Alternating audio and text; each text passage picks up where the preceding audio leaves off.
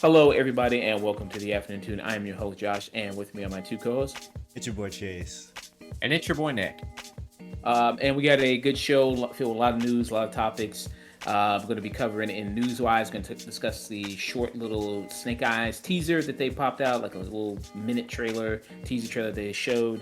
We're going to be discussing the Injustice movie that they have announced, animated film that they have that DC announced, the Batgirl movie that they announced, the Batman animated series that they announced, the Superman animated series that they also announced. A lot of DC news that just recently came out. What again? Yeah, again, another just pour on DC news. And we're going to discuss the Resident Evil trailer. Like, Netflix has a miniseries of Resident Evil coming out soon. And we're also going to pay respects to Paul Mooney, Kentaro Miura, and also we're going to be getting into some movie reviews for Those Who Wish Me Dead, the Angelina Jolie film that is on HBO Max, The Woman in the Window, which is the Amy Adams film on Netflix. We're going to do a retro review for Dawn of the Dead, since Zack Synder is coming out with another zombie film. We're going to be taking a look back at his very first film, the 2004 remake Dawn of the Dead film directed by him. And of course, we're going to discuss the Netflix film he has coming out, Army of the Dead, and we're going to discuss the Hulu series. Going to throw some Marvel in here, discussing M.O.D.O.K, the new Hulu series by the Robot Chicken team, Seth Green, Breckin Meyer, those guys who did a M.O.D.O.K series.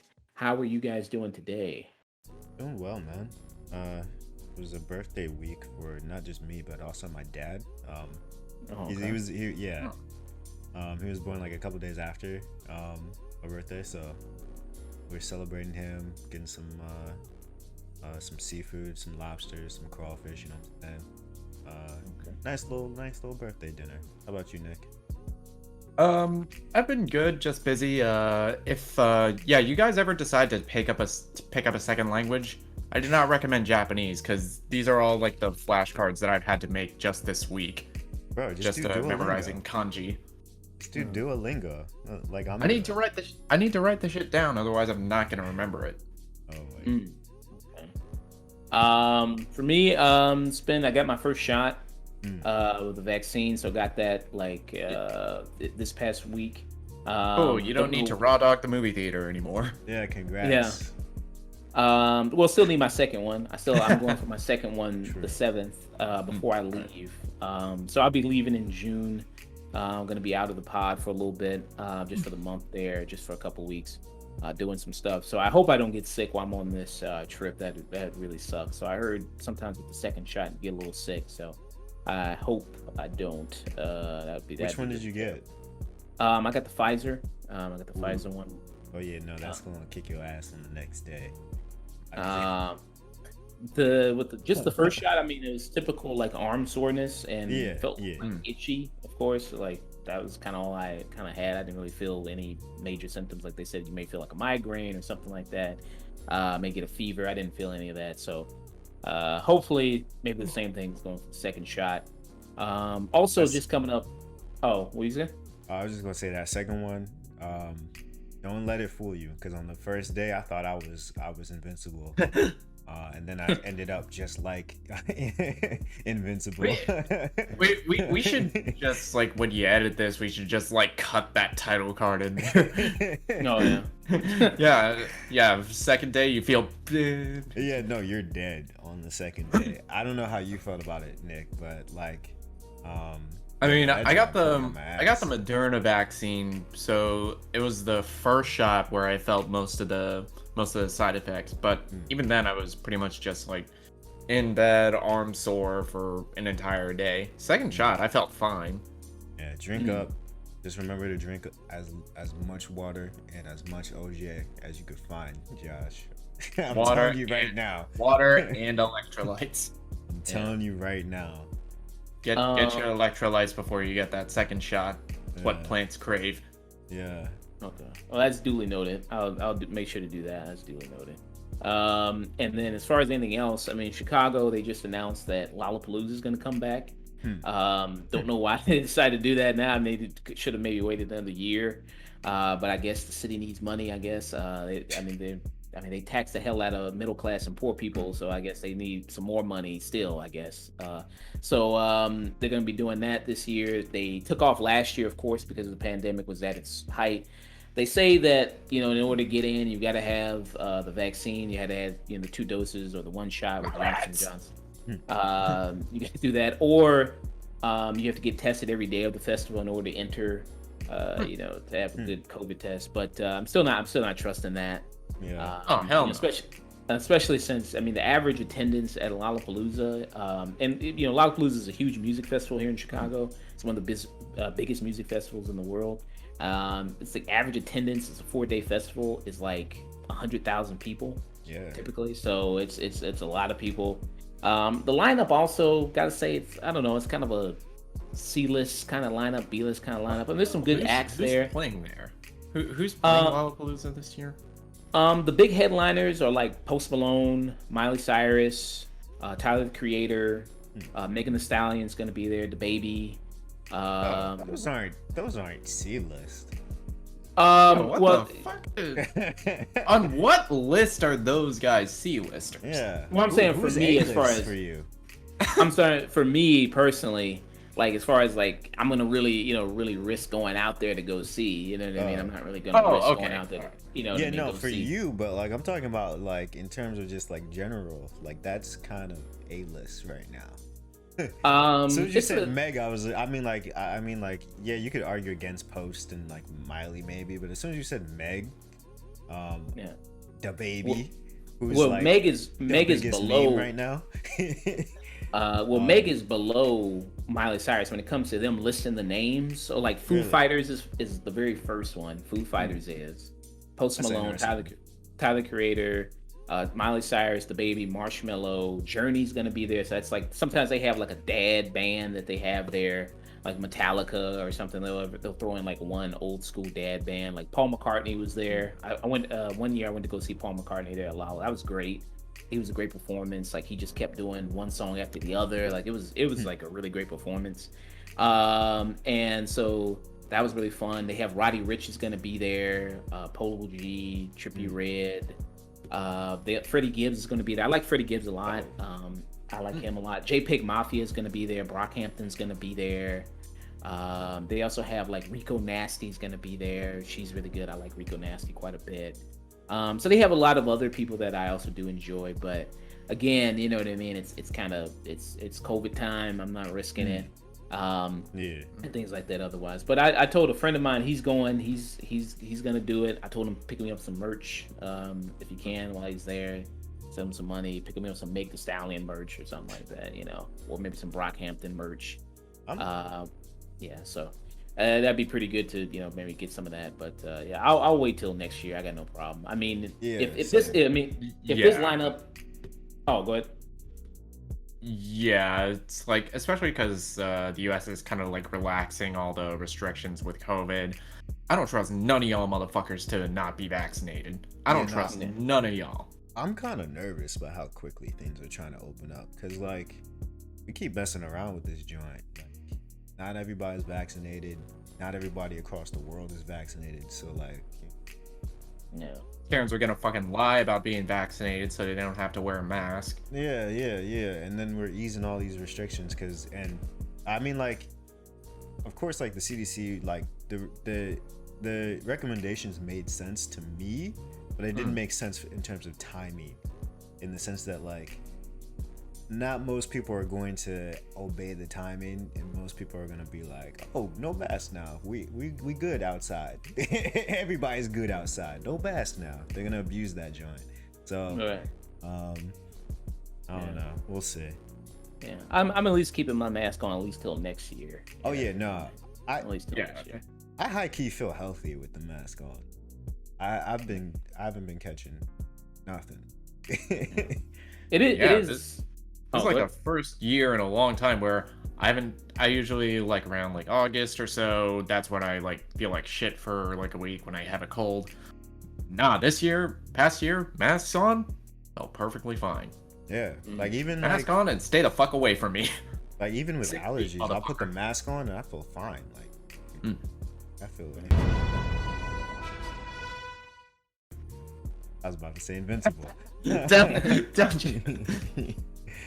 Oh man, yeah. So I mean, I'm at least keeping it on until next year. Things like that till till at least most other people get vaccinated, and at least till most of the world gets vaccinated. And I hope things calm down and get reopened. I got a trip I want to go on February. I got a trip booked, Amsterdam, London, and Paris. So Dope. so it's like a 10-day trip, so I got to go. So I hope everything's gonna be open and everything like that, and hopefully get things back to normal again. All right, so let's get into the news, people. We're going to discuss first news is they pay respects to Paul Mooney, legendary comedian. Rest in power to him. People know him mostly, probably if you're around our age, you mostly know him from the Chappelle Show. He had his own segment there. Negro Damas was one of his big segments there, where he's, black man predicted the future. He's featured in bunch of other Chappelle skits. Sometimes it was just him. Getting questions from people and things like that. You can look it up on YouTube. Very funny man, really, really hilarious. He has a long history in comedy. He wrote for Richard Pryor. Him and Richard Pryor were writing partners. Knew each other for a very long time. He's been in Hollywood, known the game for a while. So, legendary comedian, legendary guy. And it was kind of just, all of a sudden he just passed away. 79, so long life lived. He died of a heart attack. What do you guys experience with Paul Mooney and knowing him and what he contributed to entertainment and things like that? I will admit, not much, but I've always heard that he was your favorite comedian's favorite comedian. That has always been the sort of title that he's held for so long. So I am meaning to go back into his actual stand-ups and go through what I could find. But he's written damn near everything that you love about the not to discredit Dave, but a lot of the stuff on the Chappelle Show was Paul and him collaborating, and I think a few other writers, of course, but those two especially had a huge influence on our culture today, and our sense of humor today. And then of course he's been around. I'd even compare him to say a Quincy Jones in terms of longevity and in terms of how long he's influenced comedians. Because you're saying he wrote for Richard Pryor too. That's longevity. Richard Pryor's one of the goats. Wrote for the Richard Pryor Show, wrote for Sanford and Son, Good Times, and was one of the main writers on In Living Color. So rest in peace to him, and thank you for sharing your creativity and your jokes, your laughter. Nick, what about you? I gotta echo a lot of what Chayse is saying. I mostly know him from his appearances on the Chappelle Show, but I didn't know he was one of the head writers on In Living Color. And if you look at that show, if that doesn't happen, we don't get guys like Jim Carrey, we don't get the Wayans brothers. Chappelle Show, if that doesn't happen, we don't get guys like Key and Peele. True. He's one of the big kind of goats of comedy, founding fathers of comedy. You know what I mean? Like you said, his longevity. I think it's a great comparison comparing to someone like Quincy Jones. Somebody who's really been this major figure. Because he was doing music, Quincy Jones, all the way back in the 50s and 60s. Same thing with Paul Mooney, doing comedy as long as that. And for him to still kind of be relevant, still be on the tip of pop culture and things like that, and especially a guy that also heavily delved into race issues, social issues, things like that, and had a very unique, interesting perspective on all those things. Very funny perspective on all those things, and that was always hilarious to watch, and things like that. So, real, sad loss for him and everything like that. Wish I could have seen him live, to just watch a set. But I heard his sets go on a long time. You might as well just get a blanket and a pillow, because you're gonna be there for a while, because it's 3 hours. He can just sit up there, just talk forever and ever. That's a gift, you know what I mean? At a certain point, because Even doing this, doing this for a while, after 2 hours, my mouth is dry. I'm like, I'll get the fuck out of here. I don't. Yeah, 2 hours, my mouth is dry. I got a headache. I gotta take a shit. Yeah, I don't. I gotta get out of here. I expended all my words for the day. Yeah, after I'm done with this show, I do not want to talk at all.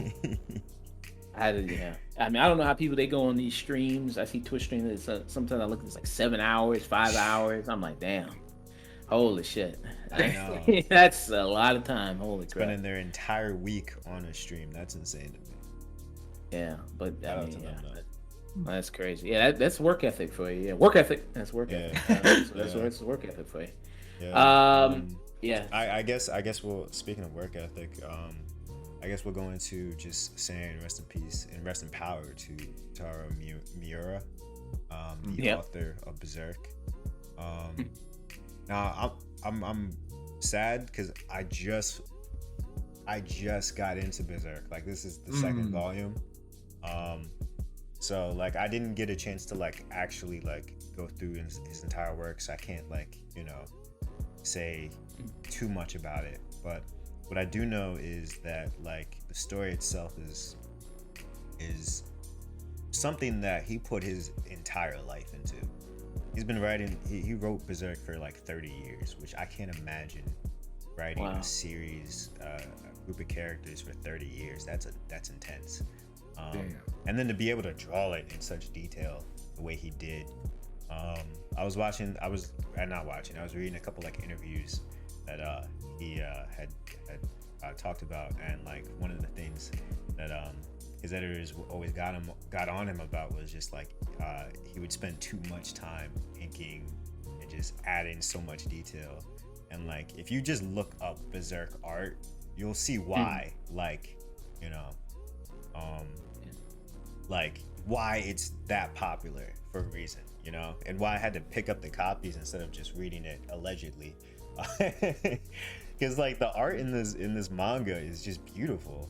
You want to show some pages right there? If you can open the book, show some pages. Yeah, let me see.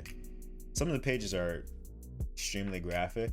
So I'm gonna like try to see if I can find some like somewhat tamer joints that are like show off what I'm talking about. Don't show where he's like splitting the guy in half with that big ass sword and all the organs and coming out, and then it's tying around the sword and shit like that. I mean, like even just like just looking at the panels, like I don't know if this is in focus yet. Yeah, it's in focus. Yeah, I see it. Yeah, that's like, wow. This is just a random page, and there's just a lot of detail that he put into just like character expressions. Backgrounds are always fleshed out, especially when he gets to like the more like supernatural stuff that the series is more known for. If I can find it. This is the joint that's primarily like in the past, but like I don't know if you can see this. Yeah, that's really it was really nice art. Yeah. And this is like talent. One dude. So unfortunately though, the manga industry is a rough one, and a lot of people have been claiming that potentially his passing was due to overwork. He had some like sort of heart condition or whatever, and he had to go on hiatus for quite a while. So I don't know the full story of why or how he passed, but he passed away at the age of 54, which is just tragic. Far too young. Pretty young, yeah. Still very young to pass away at 54. And, yeah, that's still pretty young to pass away. So I've been writing this for 30 years, and just telling a story about resilience. It sucks, and he didn't get a chance to finish it, but Yeah. And this article here from CNET, and it says like this series of Berserk has had an impact that can be seen in multiple works of fiction. Video games like Dark Souls, Bloodborne, Final Fantasy, alongside manga and anime such as Demon Slayer, Castlevania, and Vagabond. He is the dude. Every character you've seen with a big ass sword, that is because of guts. So like Cloud, what's her name from Castlevania just recently. Oh yeah, yeah. The vampire lady. Striga. Striga. Yeah. Yeah, classes in Final Fantasy, Dark Souls, the monsters and all the different like boss fights. That's all Berserk. So what is Berserk about? It is a revenge quest disguised. Well, I mean, no, I take that back. It's a. How do I describe this? Because it's on paper, it's a revenge quest, right? But it's much more than that. The character Guts, he literally goes through every trauma imaginable and unimaginable. And he's on a revenge quest to kill this character named Griffin, that basically sold his entire like team of friends to gain this sort of demonic power called the God Hand. And basically, Guts was a part of that sacrifice, but he broke out because he is the definition of resilience. And he's running around trying to kill everybody that is associated with the God Hand so that he can eventually get back to Griffin and kill him, or at least muster the power to kill him, which is damn near an impossible quest, and that is just something that Guts ends up having to cope with. So it's much more about the sort of like coping of this sort of trauma than it is the actual revenge. I don't even know how. Granted, we don't know how the story ends, unfortunately, but I don't even think that Guts will end up killing Griffin. I can't even get that intent from what I'm reading, really. Oh, so he never finished it. Huh? Yeah. I'm thinking it would probably have ended with Guts kind of just like, reconciling with what happened. You know what I'm saying? Mm-hmm. So it's all about just like coping with what's going on and living. And it's disguised as a revenge quest. Yeah. Because I was asking somebody about it, because there have been anime series about it. I heard the recent one they did, like in 2016, the CG one. It's not really all that good. Yeah, that's what I hear. That's not that good. And the one from the 90s is the one that people should watch. So you find that to be true, that the one from the 90s is more of an accurate adaptation of his work? So it's not complete either, because that actually is just adapting what I'm currently reading right now, which is the Golden Age arc. Which, I mean, it's a great place to start because that's Guts' backstory, and that's where you get all the context for why he's after Griffin. But that's just like a small part of the full story. So yeah, I definitely recommend reading it, and picking up copies if you can, because the artwork is beautiful. And like if you get these like big omnibus copies, like it's nothing like it. Like reading like manga, like physically it hits differently. Reading comics books different. With your physically it hits different. Yeah. Definitely recommend. Depending on what we have next week, do you all want to watch the 90s version and then review it for the show, depending on what we got? If you want to, if you guys are interested. Sure. Yeah, I was planning on watching it, the 90s version, watching it for the show, everything like that. So yeah, if depending on what else we have coming up, I'd like to talk about that, discuss that. Nick, do you have anything to say about Berserk at all? I didn't watch that weeb shit. I haven't heard or seen anything involving Berserk, but just by what you're saying, how much it's inspired stuff like Final Fantasy, Dark Souls, Castlevania. The man has left a legacy. Yeah. I still don't comprehend how you've gone to Japan and have now become a weeb. I still don't get it, Nick. You're literally in the kingdom of weebs and you've not converted. All that access to that good knowledge and just is wasted. Wow. You're learning Japanese, and you haven't even watched it. Jesus. I mean, does this man even Japan? I mean, what the fuck? Does he even Japan? Really though, honestly. Next, he's gonna tell me he never tried the ramen shops. Okay, you calm your fucking ass down, motherfucker.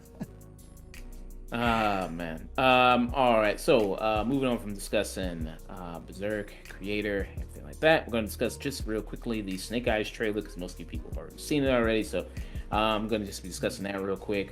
This is the Snake Eyes trailer, Snake Eyes Origins, as they call it. I'm trying to think of a movie that's ever been good that had origins in the title. I'm struggling right now. I was trying to find that out all week. I was like, has there been any movie that had origins in the title that have been good?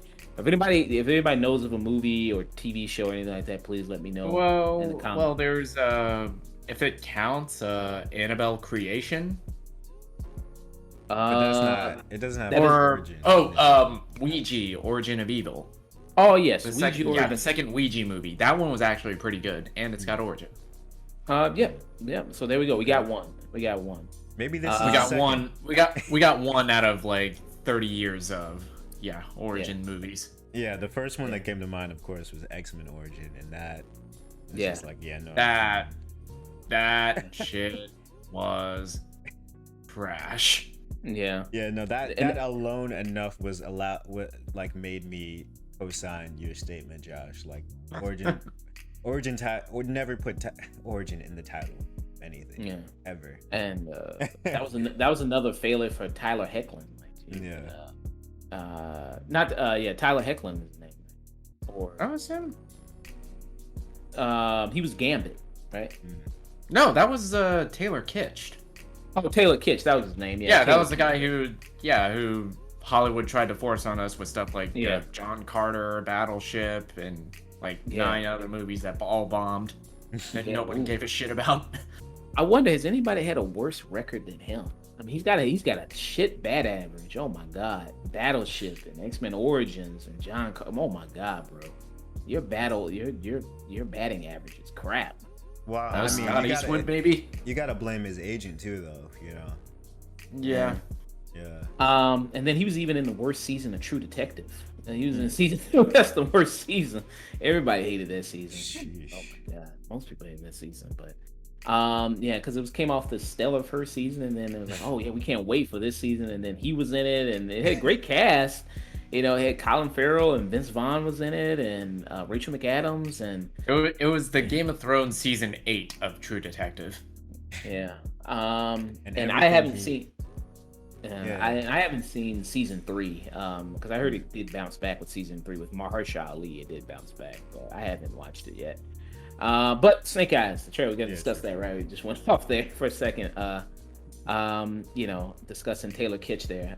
Just straight up roasted his career, his life's but work. He's a millionaire. Jesus Christ, dude! Did Taylor Kitsch fuck your girlfriend? Why you got so much hate for the guy?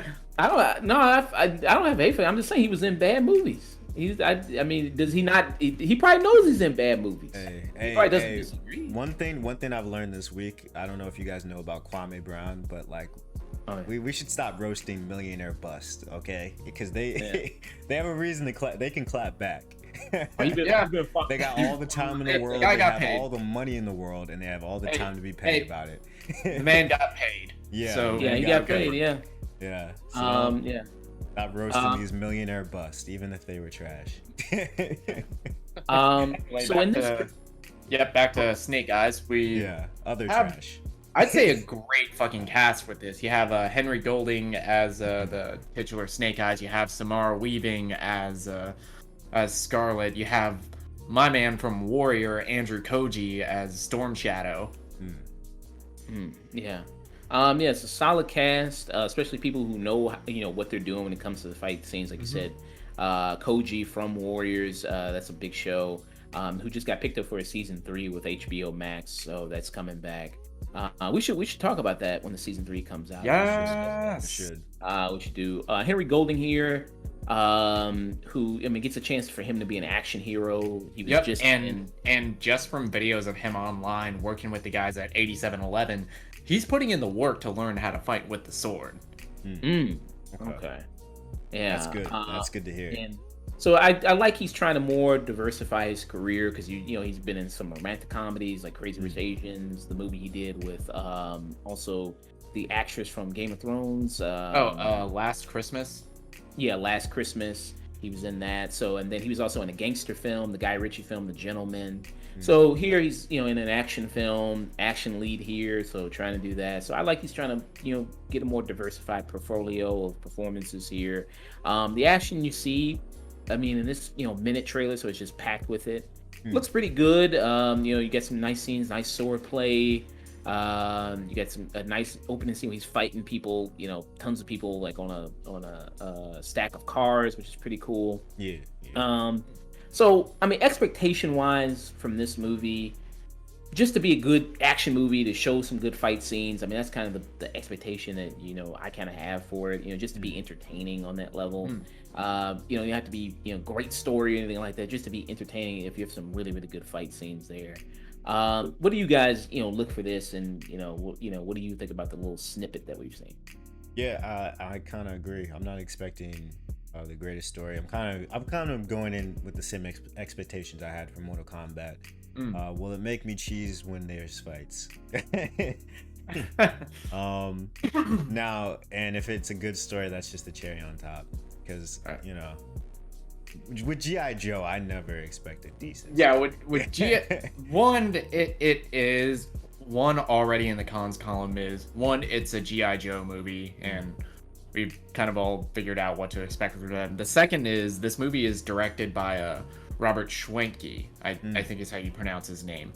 He's a guy who's done Red 2, the 2 Divergent sequels, which are all terrible, and the worst movie on his resume is R.I.P.D. All classics. Wow. Yeah, all classics.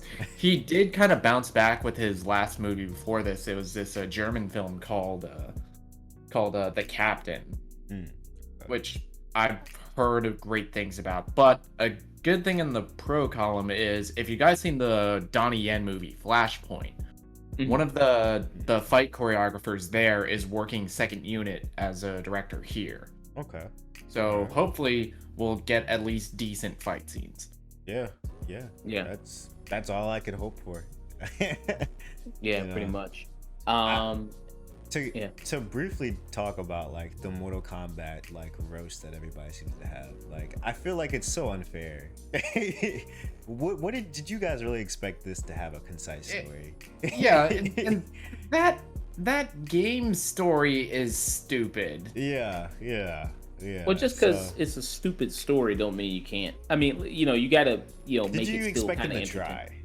You gotta make it. You gotta at least make it make sense in the world that you're crafting. It just none of the stuff they did made sense. It didn't. But did you really expect them to try?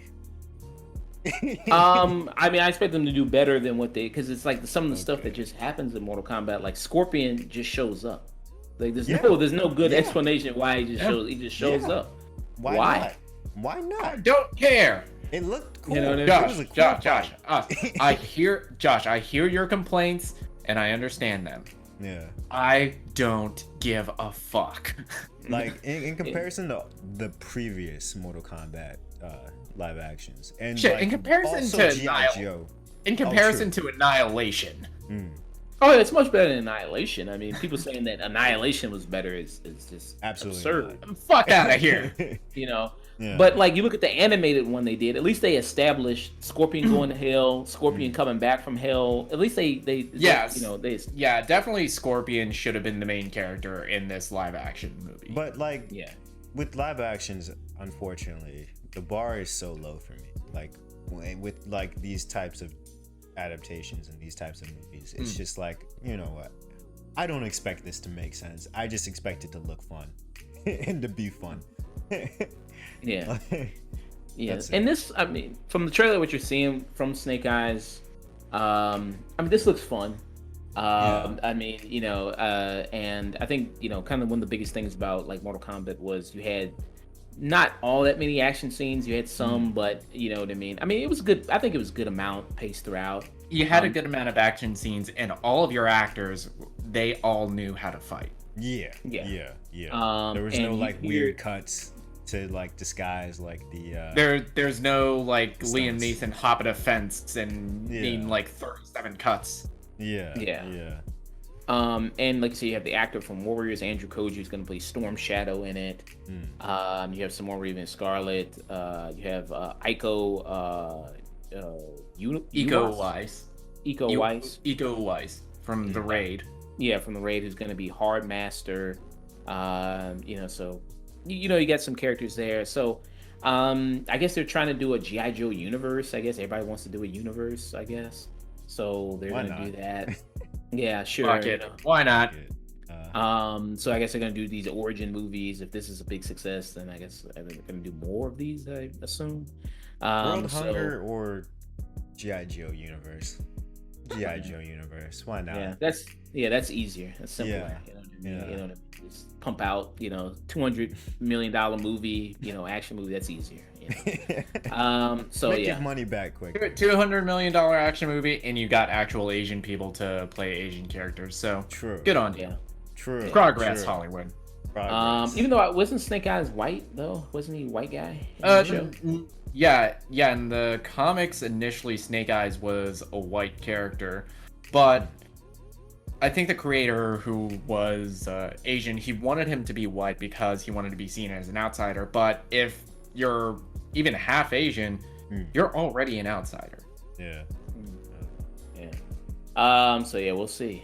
We'll see. Hopefully a full trailer is gonna come out just to see more of like, story, more of, what I mean, to see what's kind of get a more feel for it.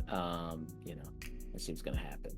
All right. So moving on from discussing the Snake Eyes trailer, gonna be discussing Injustice. So they're gonna be doing a DC animated movie of Injustice. Have any of you guys ever played the games of Injustice? Yes, I've played both Injustice games, and I've read Tom Taylor's Injustice comic, which is set between like the 5 years after the Joker's death in the first game and where the game takes place. The story in the first game, it's meh, but the comics definitely did a great job at fleshing out that world and adding new story threads that got expounded on in the second game. However, we've gotten so much stories like, what if Superman were evil? That I'm kind of sick of it. I'm sick of evil Superman. Yeah. But wait, is this gonna be animated? Yeah. Yes, it's gonna be an animated movie. Okay. Have we gotten an animated evil Superman movie yet? Invincible. No. Oh, true. You got a point there. I mean, would you count Superman Red Sun, because they did the animated movie of that, correct? Right? Would you count that? Even in that story, he's not even really evil. Yeah, I mean that's true, because he's just like, what if he was communist, or what if he was Russian or something like that? So that's not really evil or anything like that. That's not really anything. But I'm sure they've kind of done other stuff like that before, animated wise. So this one, so it's just kind of like, there's not really much news to report on this, because it's just saying like, hey, they're gonna do one. They don't know if they're gonna base it off the video game series. They don't know if they're gonna base it off of the comic that from Tom Taylor that Nick was mentioning. So they don't really know yet. People don't really know yet. It's just kind of just an announcement of like, hey, we're gonna do an Injustice animated movie. My concern, most of these DC animated movies are at the longest an hour 30 minutes. And Injustice, that comic, it goes over the course of 5 years. If you want to do it based on the comic, I don't know how you can convincingly do that slow descent into madness that Superman goes through in there. You think they should do like parts to it, like say like this is like a part 1 that covers just like the start? Or maybe they should do a series, maybe. Yeah, true. Yeah. We'll see. Yeah. We'll see. Yeah. That seems more. Yeah. These movies are pretty much made or broke by the voice cast. Yeah. And we don't have an announcement of who's in it yet. Yeah, don't have that yet. So we'll keep updated on that and see what the news is for that. The next DC animated film that's going to come out is Batman: The Long Halloween, Part 2, which is dropping like July 27th. No, Part 1 still hasn't come out yet. Yeah, Part 1 still hasn't come out. So Part 1 is going to come out, but they said Part 2 is also going to come out July 27th. So Part 1 will come out presumably between, I think it's coming out in June, I believe. Part 1. I have to go look at that. So that's going to come out. So in the meantime, Batman: The Long Halloween. Hopefully, it's not another The Killing Joke. Hopefully. Hopefully. Well, they're not cramming the entire Long Halloween into only one movie, and the cast in that is incredible. I mean, just Jensen Ackles alone as Batman. I don't know. I saw a trailer for it. I don't know if I like Jensen Ackles as Batman. I don't know. But maybe I have to see the movie. I have to hear his voice, but I can imagine that his Batman should sound good. Yeah, I mean, he played a good Robin when he was Red Hood. He played a good Red Hood. Yeah, so we'll see. We'll check it out. I love Batman: The Long Halloween. I mean, obviously one classic comics ever. So very good one. I mean, you can't do any worse than Hush. I didn't see the Hush one. Is the Hush one bad? It sucks. Oh wow. Okay. Yeah. Okay. Man, I was kind of gonna do a binge of all the DC animated movies because I haven't watched them in a while. And okay, I guess I'll avoid that one then. All right. So moving on to discuss more DC news. We're going to discuss they're going to do a live action Batgirl film.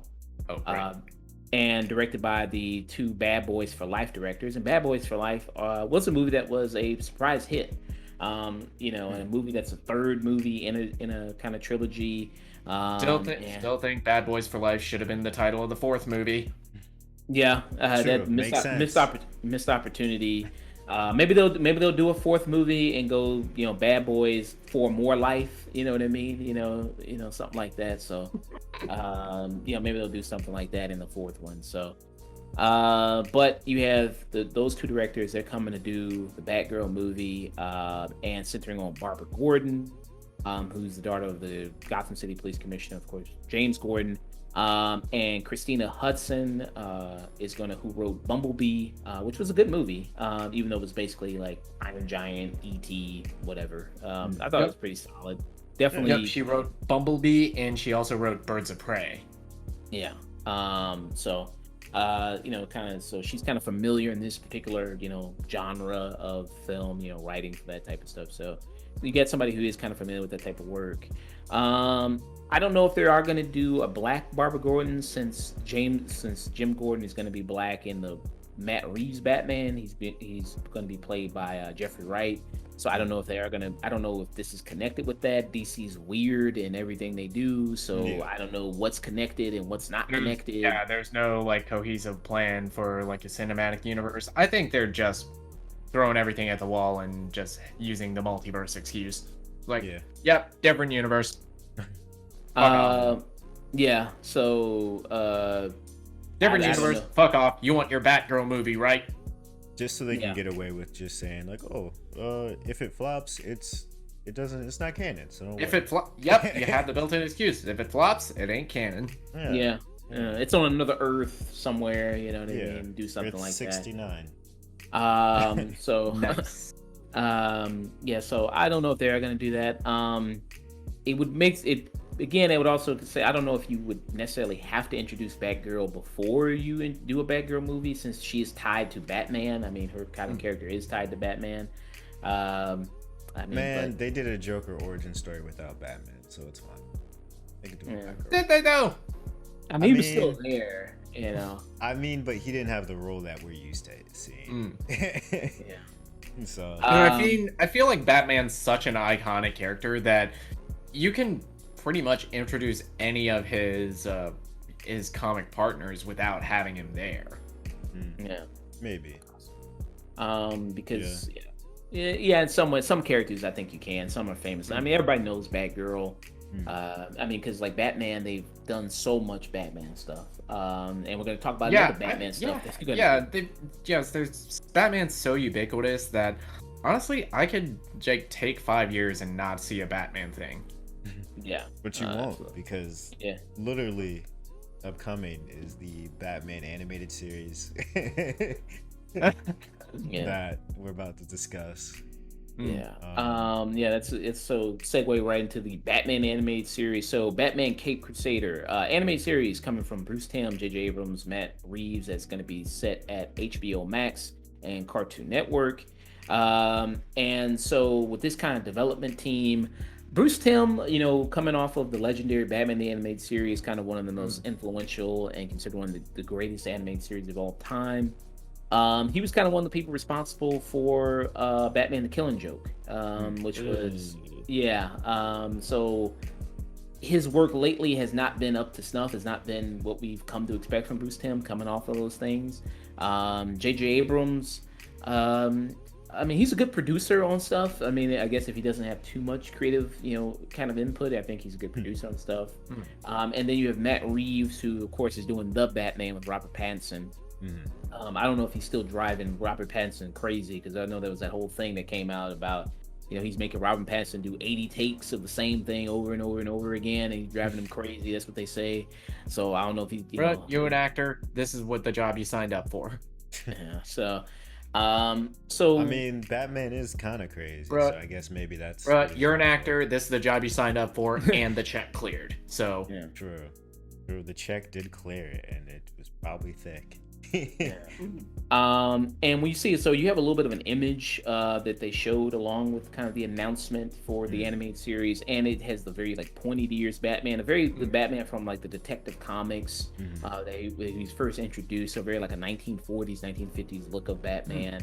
I'm curious to see what the tone will be of this show. I don't know if it'll be something like Batman the Animated Series, where it was kind of more darker, more focused on him being a detective, or will it be something like Batman the Brave and the Bold, which was more campy, more of like the 60s Batman stuff? I don't imagine you bring Matt Reeves onto your Batman project and you go for camp. But so what do you guys are hoping with this animated series? So with Bruce Timm, I feel like he's at his best when he has other people around him to kind of like tame some of his worser instincts. Like a lot of the success of the animated series, I thought, was owed to the collaboration of Bruce Timm, Paul Dini, and Alan Burnett. And they've all kind of gone their separate ways. Paul Dini, he's continued to work with Batman, writing games like the Arkham City and Arkham Asylum. But Bruce Timm, he's kind of like come out the worst looking thanks to The Killing Joke, Batman and Harley Quinn, which is another animated movie that he produced.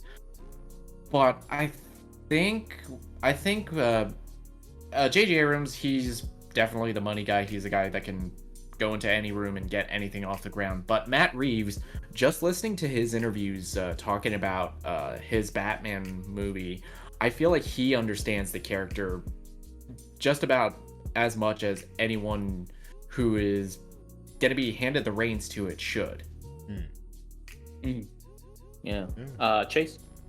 So from what I heard about it is that they're trying to take Batman in a direction that we haven't yet seen. I don't know what that means exactly.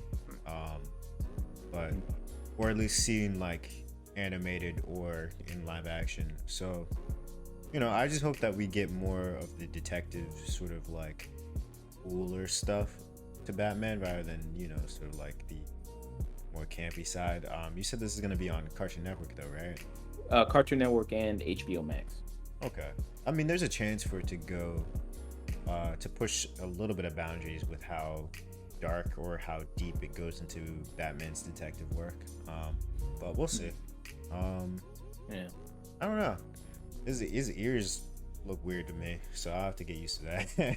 Yeah, well, that's how his ears looked when he was first introduced. Yeah, Sure. I don't hate the look. I mean, stuff that works on like a comic page or in an animated format, it doesn't always translate to live action, and it doesn't always have to. Yeah. So we'll see. Because like in the Batman, the Matt Reeves film, he's kind of got the little kind of bat ears and that. Yeah, he's got the pimp collar, and he's got some little ears. He's got the little ears, yeah.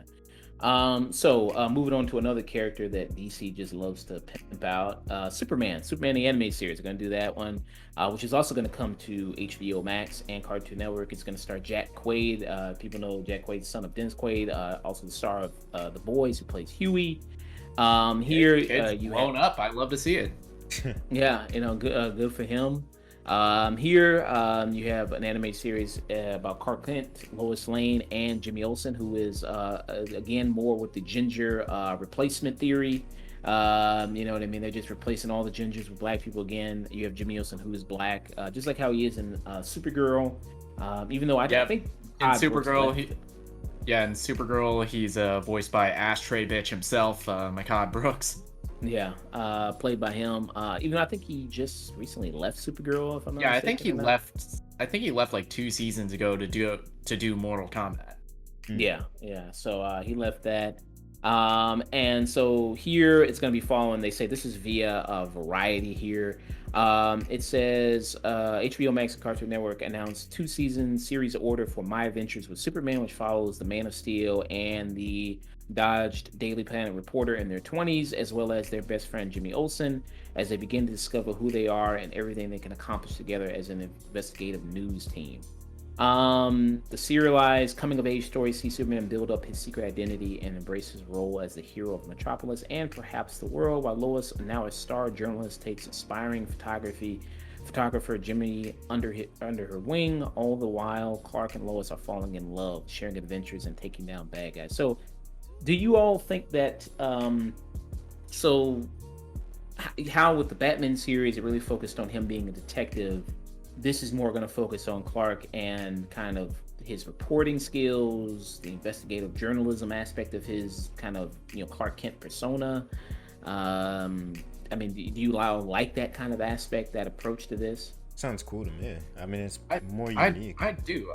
It's definitely a more unique take on Superman than, well, anything Zack Synder ever did with the character. But yeah, just because DC is loving pushing, evil Superman, let's do all the Injustice storylines. Superman does not get to be dark. The only character that you can have be dark is Batman. That's it. Well, I mean, DC is relatively darker than a lot of say Marvel and whatnot. Yeah, there's dark, and then there's just being edgelordy, which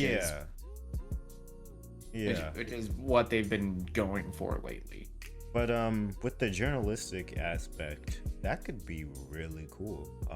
Just because that's like say for instance, if Superman's stopping crimes that he is reporting on, that could be interesting. That's a different take than just him, beating up aliens and whatnot. I mean, beating up aliens, causing apocalyptic events in his own city. Yeah, I mean, it's more grounded. It sounds like a much more grounded take on Superman than we're used to. But I think it's interesting, especially if he is going to be younger too. So yep. Yeah, what it's sounding like, it's reminding me a lot of the animated movie we reviewed on the show, Superman Man of Tomorrow, where it's kind of going more into his origins as Clark Kent instead of just as Superman. Yeah, and Jack Quaid is a very interesting choice for his voice, but I'm cool with it. Hey, what do you? The kid's blown up, the lead in one of the greatest series of all time that's out right now. Voice work in stuff like Star Trek. Indoors, he's gonna be one of the leads in the new Scream movie by Radio Silence. Yeah, no, shout out to him. He's a great actor. What do you all think about the animation style? Do you think it's a little too kind of kiddie? Because we were talking about before the show, it said it looked kind of a little bit like a regular show kind of animation. I don't mind the style, especially because I don't mind that animation style, especially in contrast to if they choose to use that style for the Batman series that they've shown the poster for. If that's the style they go for, I think it's important to have that contrasting style with Superman. Yeah. I think it looks alright to me. I mean, we'll see if it's like say for instance, if there are action scenes, we'll see how well that the art style works with it. But you know, I think it worked. Yeah. So this is going to be produced by Sam Register. He did Teen Titans Go. You have executive producers Jack Wyatt, who did Invader Zim, and Enter the Florpus. You also have Brendan Collar, who did Voltron, Legendary Defender. That's a solid list of producers. Yeah, Mm-hmm. I think I'm in the minority of people that actually really liked Teen Titans Go, especially the two movies that they put out.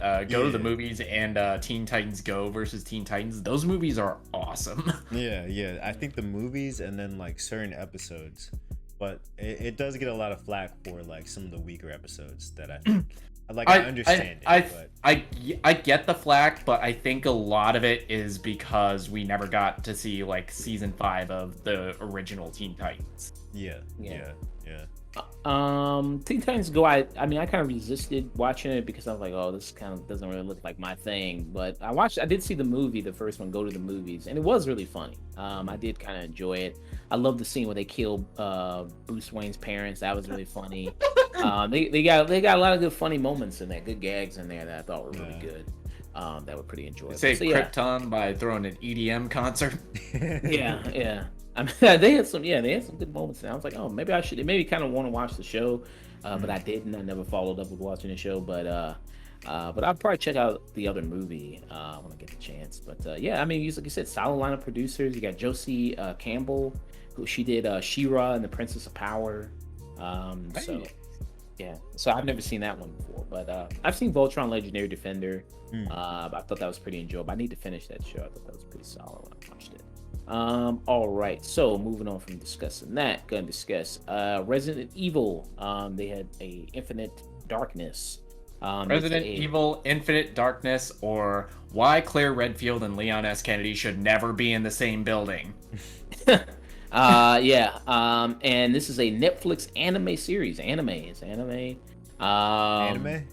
That's what it says. That's what a Netflix anime series. That's what the trailer says. Well, you have to remember Netflix is also making another Resident Evil series, but this one's in live action. So you kind of have to like say, yeah, this is the anime one. This is the real one.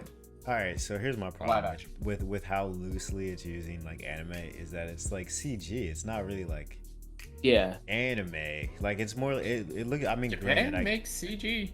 Japan does CG animation. All right. Okay. I mean, I guess like I'd compare it more to like than like the Final Fantasy movies. Yeah. Because those are like video gamey like CG. Yeah. And there's nothing wrong on Netflix with just calling it a CG series. No, they want to make sure when you click anime section, this pops up. So I know it's gonna pop up on my that anime section now. That algorithm's gonna get you. Yeah. Every time I open up Netflix, it's gonna be like, oh, check out the new anime Resident Evil. But speaking of it, does this interest you guys? Because you watched Yasuke. Yeah. Yeah. Does this interest you guys? Is this hitting? Is this slapping? I mean, I kind of liked some of the Resident Evil CG animated movies. Degeneration I thought was really fun. I haven't seen after. I don't remember what the second one was, but I remember Vendetta, where it has that hilarious scene of Chris Redfield and like the bad guy of that movie just shooting at each other and not hitting them once. If you've been on the internet, you've seen it. Okay. I think I know what you're talking about. Only thing that I'm familiar with Resident Evil is the big lady vampire and the live action movies. Those are the only two things that I know. The big two things. Big mommy vampire. And I mean, like I'll check it out, I guess. I mean, if Lady D shows up in this Infinite Darkness movie, let's go. Yeah, I'm pretty sure that these are two different continuities that we're talking about. No, this is set between Resident Evil 4 and Resident Evil 5. So it's like the series takes place in 2006 after a hacking incident is uncovered at the White House. Leon Kennedy was ordered to investigate the incident, but he encounters zombies when the White House is targeted in a mysterious attack. He later meets Claire, who's been How many fucking times is the White House gonna get attacked by zombies? Every time. Every time, yeah, every single time. I mean, I'm not really big into the Resident Evil lore, Resident Evil characters. You know what I mean? I like playing some of the games. They're very effective horror games. But as far as getting into all the lore and everything like that, yeah, I'm just not really into it like that. This comes out. I think it's coming out in July 8th. I think I saw on this trailer. Let me see. Let me back it up real quick and let me try to get it here. But I mean, like I said, when Chayse mentioned it's like Final Fantasy, it does kind of give me that look of something like Final Fantasy. Like even the movies they did, the CG movies they did, things like that. It's coming out July 8th. So it's a little bit of like kind of almost kind of a month or so away. So it's gonna be a series. Would you classify those kind of as good movies, Nick? The ones you watched, like the Resident Evil CG movies? Say they're good in comparison to the live action movies, which, yeah, those are definitely a thing.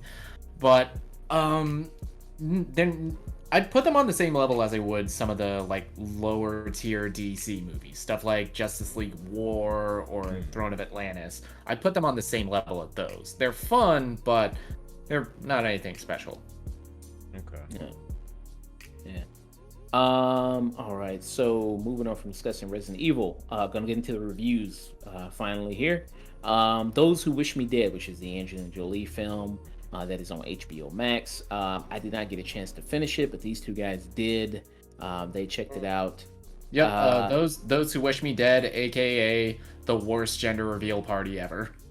Yeah. So do you guys go ahead, get into the review there?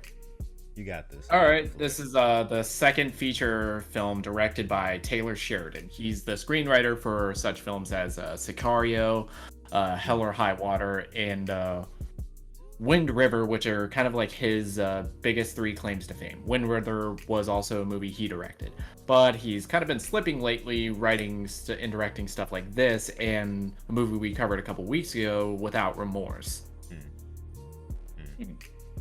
And you have, I'd say, a pretty solid cast here. You have Angelina Jolie playing a survivalist dealing with PTSD after forest fire, really bad forest fire.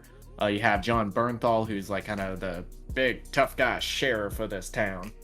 And you have a pair of assassins who are played by Nicholas Hoult and Aidan Gillen, who are cold, precise, have an interesting dynamic, but besides the fact that they're good at killing people, I know jack shit about them.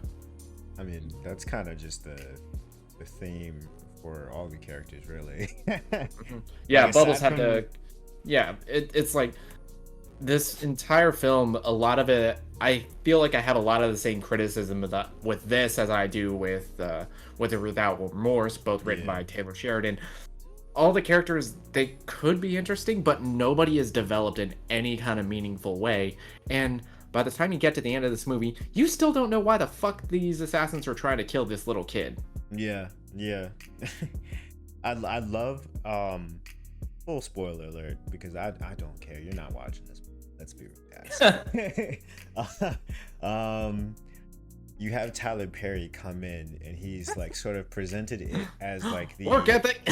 As like the primary villain, and there's nothing. He's meant to be the primary villain, but he shows up for one scene where he chews out Littlefinger, and then he disappears. Yeah, probably to go make a Fall from Grace 2. Yeah, no, there's no like resolution to whatever was going on between him and the Catalyst character.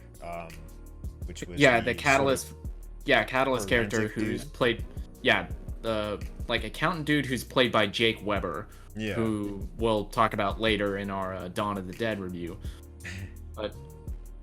But again, I don't know why the fuck any of this is happening, and the film doesn't explain any of it. If that could have been the point, it could have been more of a, character focused drama dealing with Angelina Jolie and dealing with her PTSD and kind of saving this like kid who's on the run from these assassins. But again, none of it's developed, and I don't really give a shit. Yeah, it's not. I mean, it's not. Jolie is fine here. She's giving a solid performance. I mean, I've always thought she was kind of an overrated actress, but she's decent here. Yeah, I think the beginning when she's, just like opening up a cold one with the boys, that's a good scene where like to sort of establish like the camaraderie. But then again, you never see those characters after that scene. Really? Yeah, it's setting up a lot of interesting things, but it doesn't follow through on any of those potentially more interesting threads. Yeah, you have two different movies that kind of just accidentally come together, with Angelina Jolie's like sort of PTSD storyline and open with that, and then also the assassins coming after the forensic accountant and son, that just happened to be related to Frank Castle. Happened to be related to old Johnny Bernthal. Yeah. But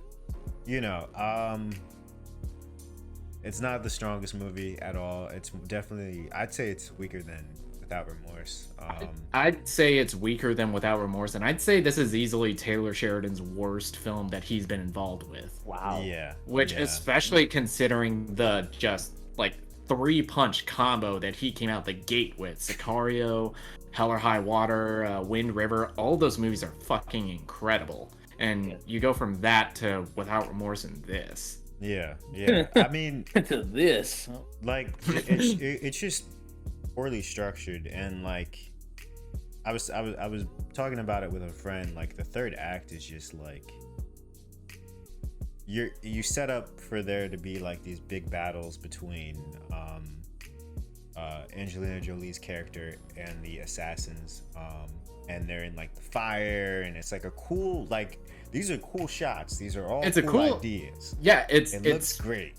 Those are shot very well, Yeah. and that could have been a cool set piece, but you're dealing with characters that you haven't done the work to develop, and for that reason looks cool, but don't really care. And there's only one scene prior between Angelina Jolie's character and the assassins before this big battle. And that scene is kind of just like not even like them like being confronted by the assassins, they're hiding. That's about as much interaction as these two parties get, unfortunately. So I wish that all those intimidating scenes where Littlefinger is being Littlefinger could have been given to address her character. And also, spoiler alert, wish Littlefinger didn't die so quickly before the final battle, because he was by far the more interesting antagonist. Because the other dude was a stormtrooper that barely talked. He was a yes man stormtrooper with a sniper rifle. I kind of thought that, okay, Gil Littlefinger is kind of like the more experienced guy, and he's taken him under his wing, and you could have addressed that dynamic, but you didn't. Yeah. I don't know anything about these guys. I don't really know anything about the characters, aside from the exposition between the little boy and Angelina Jolie, where they're talking about the obvious. One of my least favorite things in movies, where you stop the movie for some exposition. Yeah. She just got struck by lightning, and we're gonna stop the entire movie, talk about how her PTSD is really troubling her. Yeah, we gotta address this. Angelina Jolie, she's a gorgeous actress, but she is so goddamn thin that I kind of had to suspend my disbelief that she's a survivalist. I mean, they do make a joke about that. It was something about like her diet or whatever, and the kid was just like making fun of her for being thin or whatever.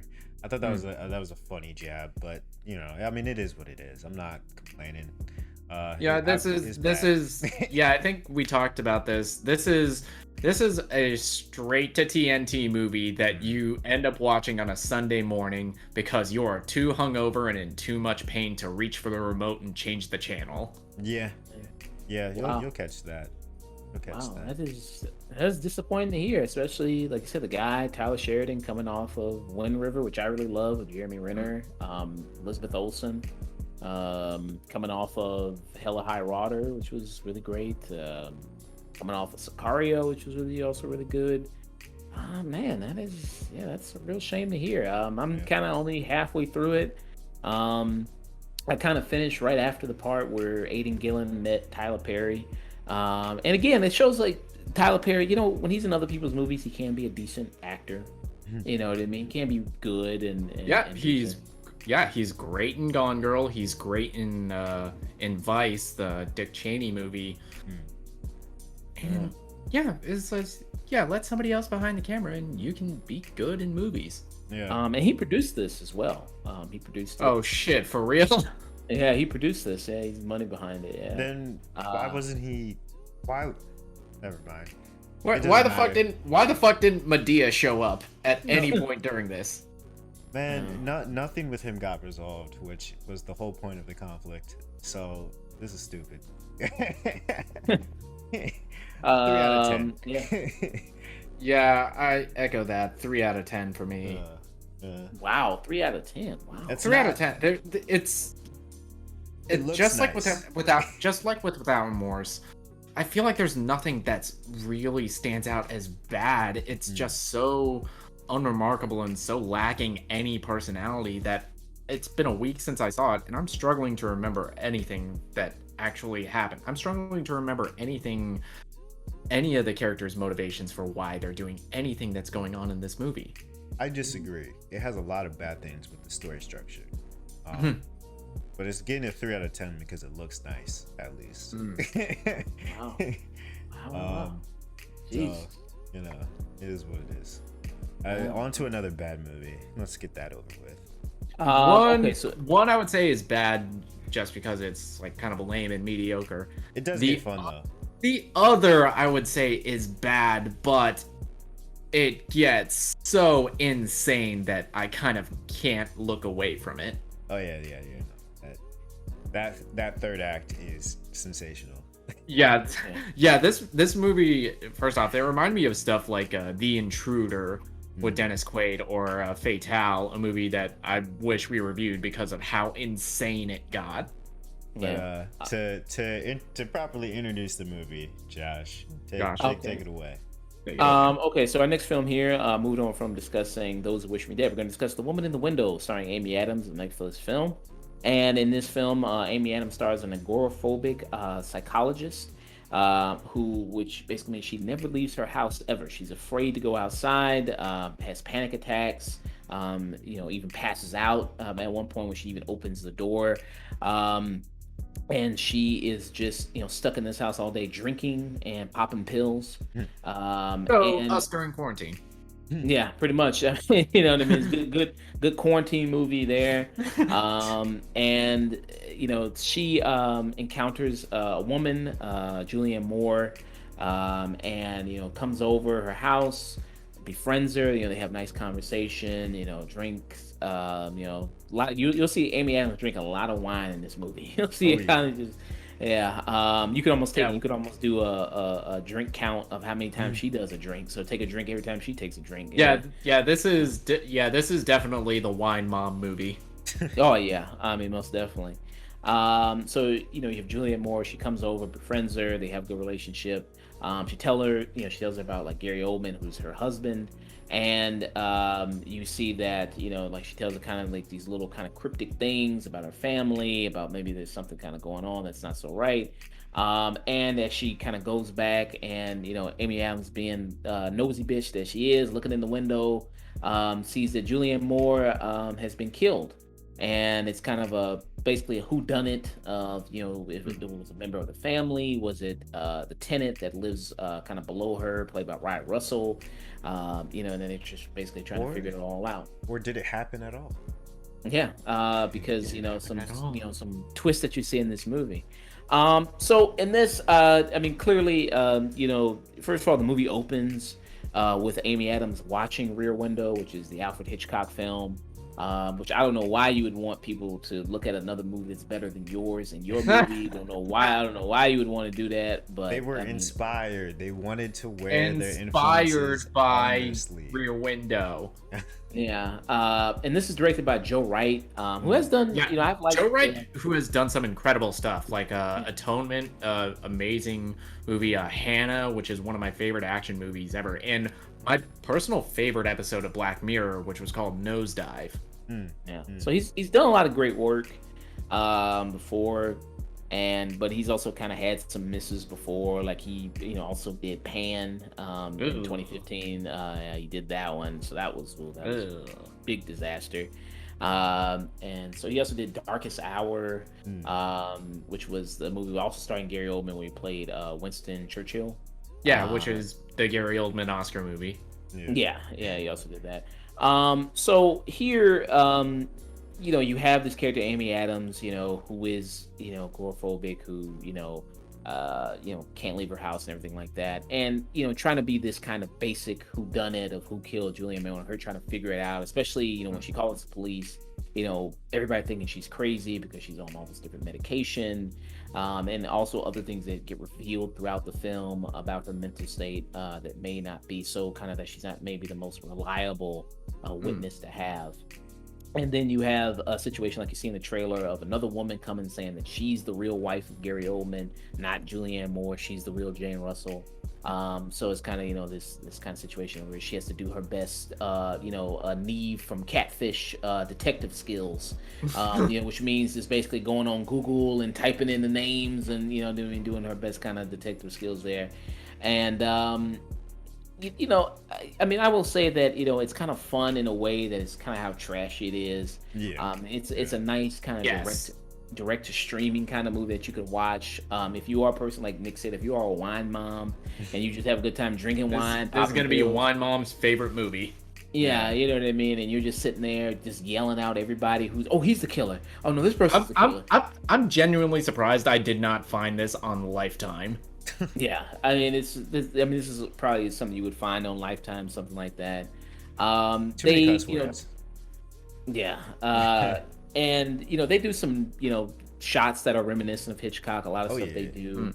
You could do almost kind of side by side comparisons of Rear Window and this, and even I'd say even like the action, for as little action as there is, it's shot like a Hitchcock film. When it gets to that third act and it goes nuts. It definitely leans a lot on Hitchcock. And let's just say Hitchcock was not known for his action scenes. And they don't translate too well by today's standards. And with a lot of this movie, a lot of stuff that happens, it's really trying to really kind of put out all these kind of suspects and everything like that. It's doing it in the most kind of oblivious way, where like for instance like Wyatt Russell's character, there's all of a sudden where you first see him, he's like this cool guy that just is the tenant that lives under cool guy, lives in a basement, he seems fine. He helps her out. He's like, hey, you want me to take your trash out? Hey, you want me to and all of a sudden he's just explosively angry for just no reason. All of a sudden, well, there's a reason why but it's just for complete overreaction. All of a sudden he just gets so angry and he's like, oh my god. And then I guess that should just make you think, oh, did he do it? And you know what I mean? It's like, okay. And then stuff with Gary Oldman and how he's being so kind of angry in all his moments, and it makes you say, did he do it? Is he the suspect? You know what I mean? So a lot of that is just really lame and just really kind of poorly done.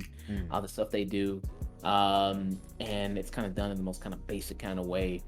Were you surprised though by the ending?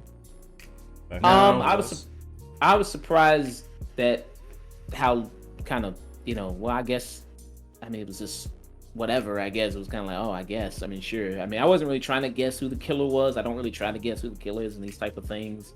I just kind of enjoy the ride, and whatever happens. As long as it just makes sense who the killer is. And when they kind of reveal who the killer is, I was going, oh, okay, that's kind of dumb, I guess. I was surprised by the audacity to go this dumb, and I loved it. Exactly. If you're gonna go dumb in your movie, lean into it. Go Yeah. full R word. Yeah, Oh pretty my much. God. And I mean, so what were you guys thinking? Watching the movie? So for the first 2 acts, I will say this joint drags. I do think that certain reveals. Never mind, they all kind of suck. I expected a good chunk of what was revealed, but the third act, when it does get goofy and it leans into its goofiness, I did enjoy quite a bit. Yeah, the first 2 acts of this movie drag so hard. I was like checking my watch during this, but then that third act kicks in and that shit woke me up. I was like, yeah, there's a moment involving like garden tools where I was screaming, "Oh shit!" Oh yeah.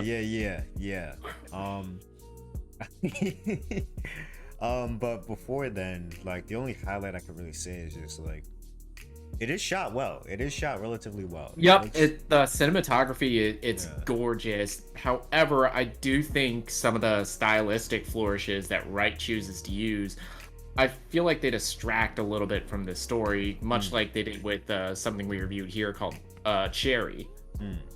Yeah.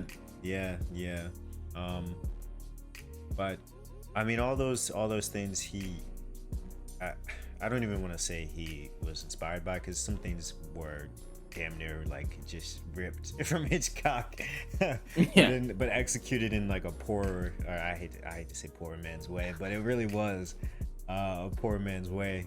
To some degree. I mean, who was like a poor man's version of Hitchcock, like M. Night Shyamalan? So it's like almost like a poor man's version. Brian De Palma. Yeah, Brian De Palma. So it's like almost like a poor Hitchcock, De Palma, De Palma. Or the guy who literally remade Psycho shot for shot, Gus Van Sant. Yeah. Oh man.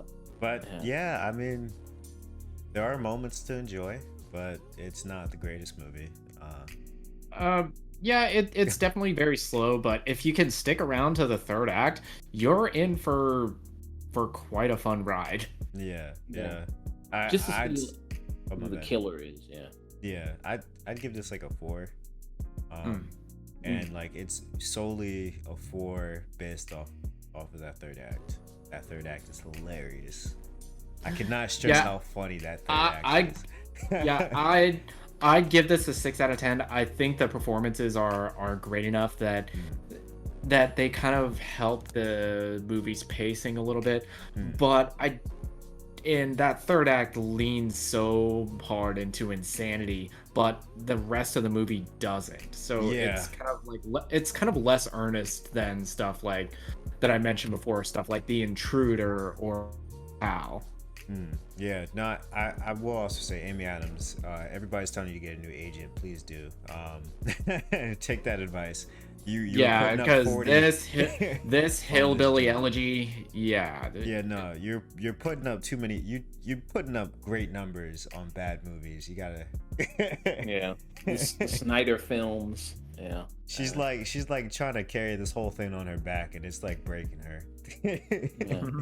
But for that, I gotta give this 5 out of 10. Very fun third act and great performances. They aren't enough to save this movie that I feel is more at home on like the Lifetime channel.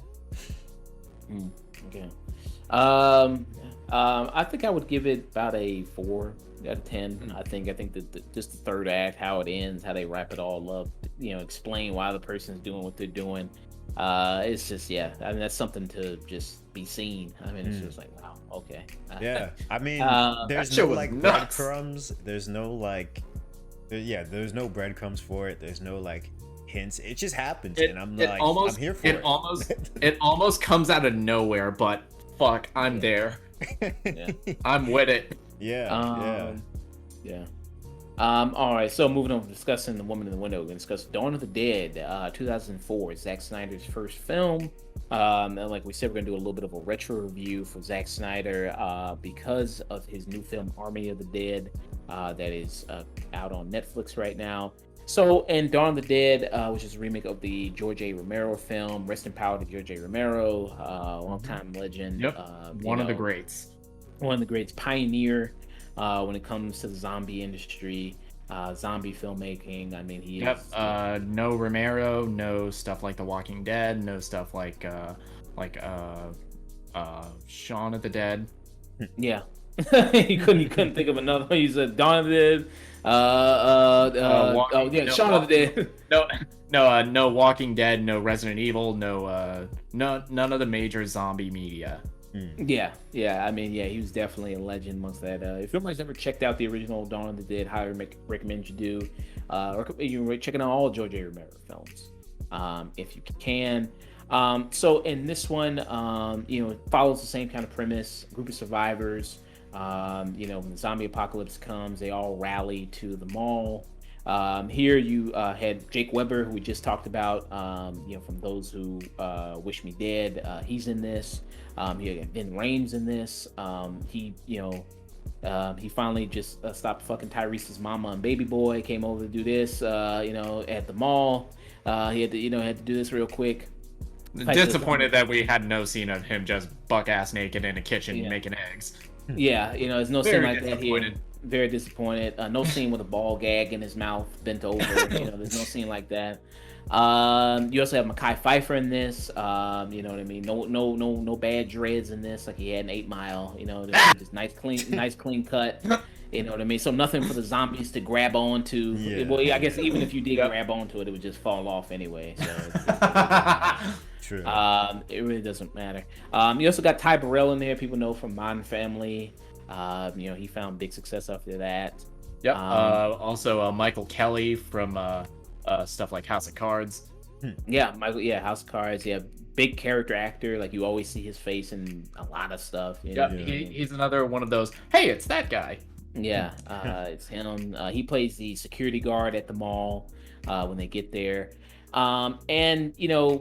I think with a lot of people, this is still their favorite Snyder film. It's most people, they can kind of, even if you don't like Snyder or you love Snyder, this is most kind of generally the film that most people can kind of come to an agreement on. Like, yeah, Dawn of the Dead 2004 is good. Is good. Dawn of the Dead 2004, I'd say it's his best made film, but I also think a lot of that is owed to the screenwriter here, who is James Gunn, who would go on to do stuff like Slither, Super, Guardians of the Galaxy, and the upcoming The Suicide Squad. Yeah. I mean, it's just a matter of, like, I think he's great at directing dark comedy, which is not something that he does, unfortunately, for the most part. I think with this, it's a case of two great minds thinking alike. Zack Snyder, he's very good at framing a shot. He's very good at working with I'd say good at working with actors when he's given the right script. Yeah. And like you mentioned, James Gunn, and I think James Gunn should have been a person that should have been a part of his new zombie film, but we'll get into that later on. What did you guys think about watching this film again, the 2004 Dawn of the Dead?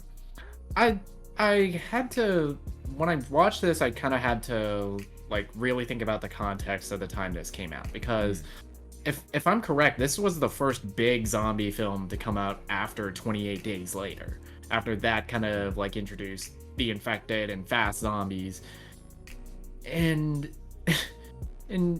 it's kind of cool to see, because I think James Gunn easily is the guy who kind of gave this script the moments of that black comedy that it needed, because I think with something like this, especially considering Zack Snyder's later work, if you have the wrong script or the wrong cast, a movie like this can be incredibly mean-spirited. Yeah. But I think it finds that nice balance. This finds that balance more than I'd say a lot of Snyder's other work. Chase? I mean, it was funny to go back and watch this, because I forgot how funny it was. Yeah, I forgot how many genuine laughs I got during this movie. Yeah, because when you think of Zack Snyder, you think of edgy, serious, You know, like Yeah, a lot of my opinions on Zack Snyder, they've kind of been shaped by his latter movies.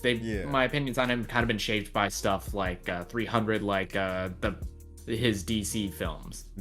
And you know, like there's a lot of like heavy symbolism.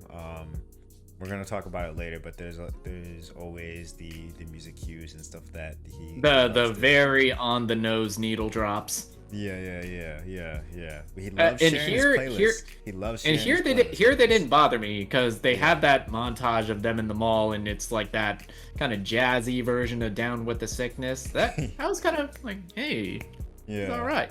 Yeah. But you know, I think this is definitely the movie where, because he's not taking it too seriously, this is the one where you can have all those cheesy moments and they work. And you know. Yeah, it makes me wish that we got this Zack Snyder doing stuff like Batman v Superman or like Man of Steel. I wish we got this guy instead of the one we got. Can you imagine a dark comedy version of like this Snyderverse? That'd be crazy. I'm with it.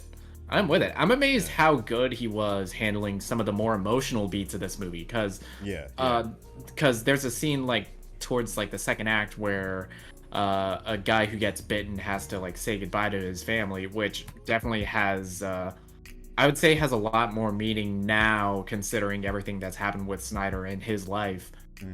And all of those work so well. Yeah. It's a nice, good cast of characters that all assembled in the movie that all work very well. You know, nice, well-rounded amount of characters. You know, them kind of being stuck here in this mall environment, I think is still very interesting. I think, you know, look back on it, I mean, I think I prefer this Dawn of the Dead over the George A. Romero Dawn of the Dead for me personally. I think both of them are kind of two very different movies. Romero, he was definitely leaning more into trying to do social commentary about like consumerism and commercialism. Zack Snyder, I think he's more or less just trying to make a fun action movie. Yeah, I think this one's more like a fun you know, action zombie movie, because like George A. Romero, he would inject those things into his movie, social commentary, and then with Dawn of the Dead, like you said, about consumerism, about, you know, that kind of culture there. I'd love, you know, would see what he would think of like all these malls dying, you know what I mean? I'd love to get his thoughts on that. You know, like, because now, like so many of these malls now, because nobody shops at them anymore, like a lot of them have been converted into like apartments now. Like you'll see like converted into apartments, Spirit Halloween stores. Like a lot of people now, I mean, like shop online, do all that type of stuff. So kind of like that whole kind of mall stuff is kind of dying out. But we got to get to like my criticisms here is like, what fucking mall gives the security guards guns? Facts. I think I've seen malls with security guards. I think I have. I've never been to one because I've seen Foot Locker when the fucking Jordans drop. That shit is the apocalypse. I worked at a mall before COVID, so I don't remember there being any security guards with guns. They had like batons at most. Yeah, I don't know. I mean, I live in Chicago, so I think pretty much every guy security person has guns. True. Yeah, that is true. Yeah, Chicago is different. Built differently. Yeah, but I bet the Foot Locker at that mall saw no violence on drop day.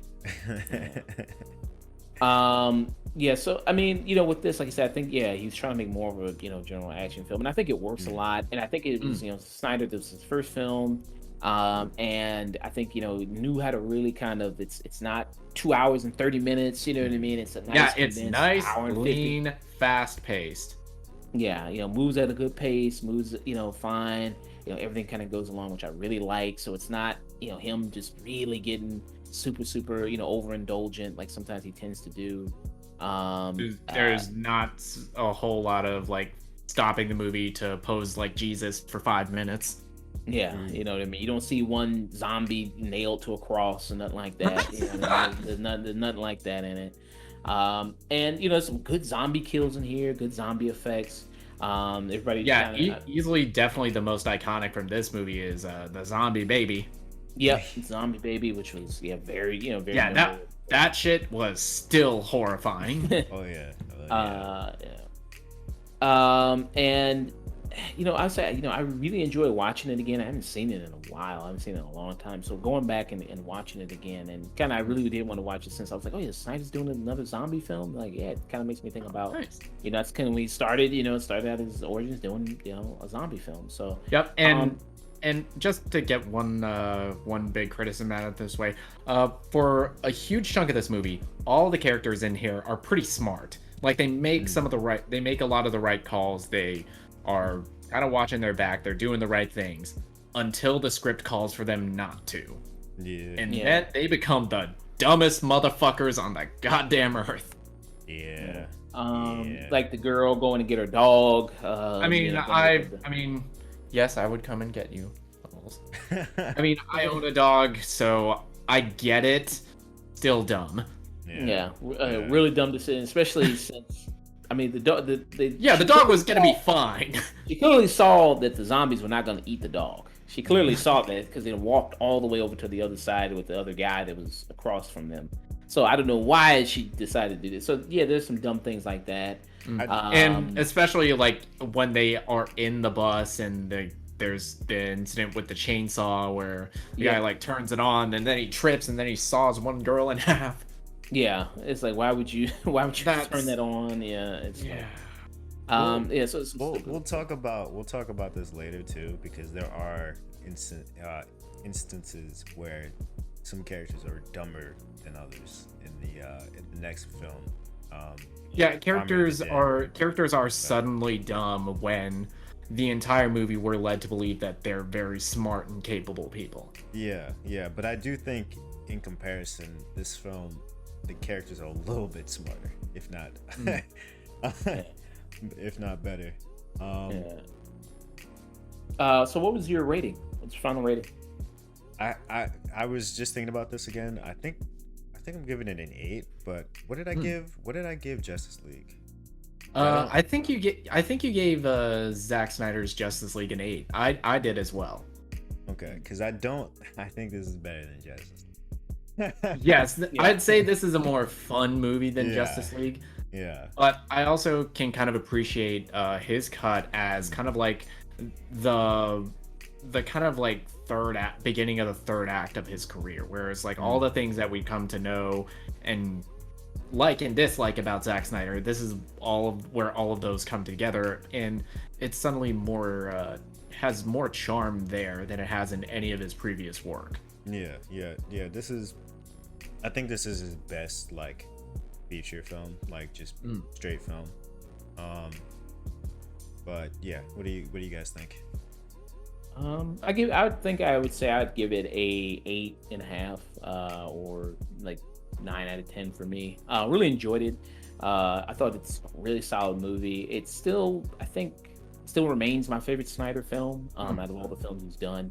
I just think, a lot of stuff he did, it was really good. Like I said, it's him controlled, it's him not being too self-indulgent, good zombie action film. So yeah, for me, I'd give it like an 8 or a 9 out of 10. Nick? I'd concur. I'd say solid 9 out of 10 film for me. This is easily, for me, I'd say his best films are either this or his Justice League, but this is easily my favorite film of his. This is the one where he's like has the reins on him the most, so he can kind of play and show off what he's good at, but all the stuff that has been more known for, like being more self-indulgent, more really on the nose symbolism, a lot of that is reined in thanks to James Gunn's script. All right. So moving on to discussing Dawn of the Dead, we're going to discuss Army of the Dead, which is the latest Zack Snyder film that you can watch on Netflix right now.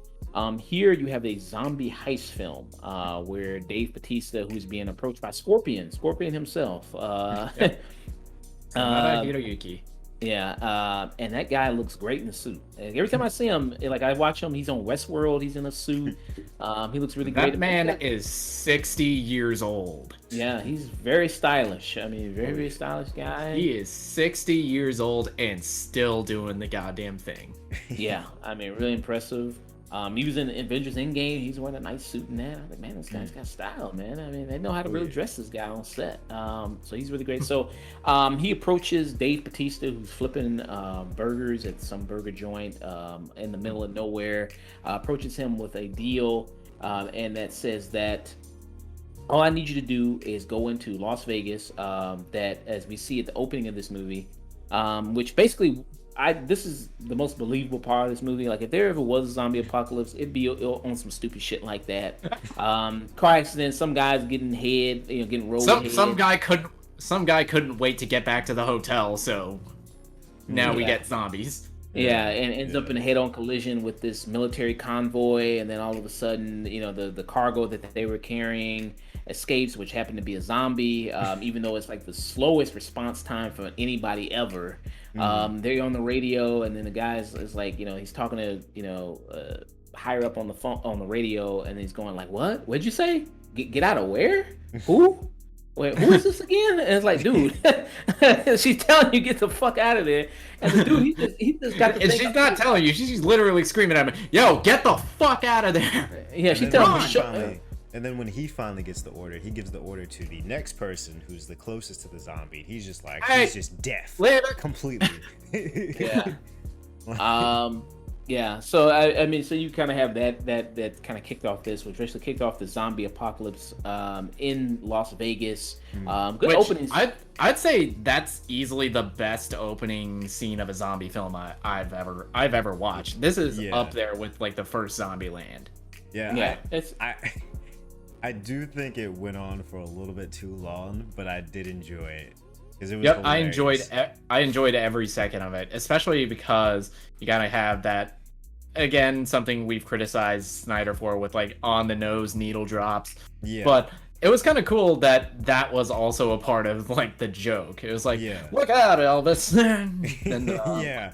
And then you have the Elvis cosplay, and you also see slow motion highlights of like Batista and his mercenary team like rescuing people from Vegas, which was very cool. Also, like, finally, again, altruism in a Zack Synder movie. Yeah, I mean, it's telling a story with the slow motion, with the music. It's adding to the story. It's slow motion with a purpose, which is something that Snyder's kind of lost his edge with as his career has gone on. Yeah, very much. Yeah, and I think that's actually the most slow motion in the film. Like, I think the film actually. Oh, do you think of any? Major. I think you might be right. I think that's like the longest slow motion set piece in the entire movie. Yeah. I'm thinking like back to the action. Most of the action was very fast paced. Yeah, the action in this, I'd say this is the best action that Snyder has ever put to film. Yeah. Really? Wow. Yeah. I honestly, it was like, I was so impressed with his cinematography, and this is also the first time Snyder served as his own DP. This is the first time he's shot and directed his own film. Okay. Yeah. That's I mean, interesting. he knows shot. I mean, that's never been in question. He can shoot the hell out of a shot. There's a set piece to go back to the action. There's a set piece where they're walking through like a hibernation zone for the zombie. Yeah, it's introducing some really interesting zombie lore. It's like, if people aren't around, what are they gonna do? Are they just gonna shamble on, or are they gonna, like hibernate? And during this hibernation scene, like that is easily my favorite set piece in this film. It's so tense. Because and the action that does end up happening and how that ends. Damn. No, that I think that was probably one of his best action scenes. So I don't want to spoil too much, but once you get there, and especially with the character that does it, I'm like, wait, I thought this character was just a throwaway. Just fodder. But like, just to see this character go in like that, I was just like, all right, and from there on, the pace of every action scene from then on just got bigger and bigger and faster.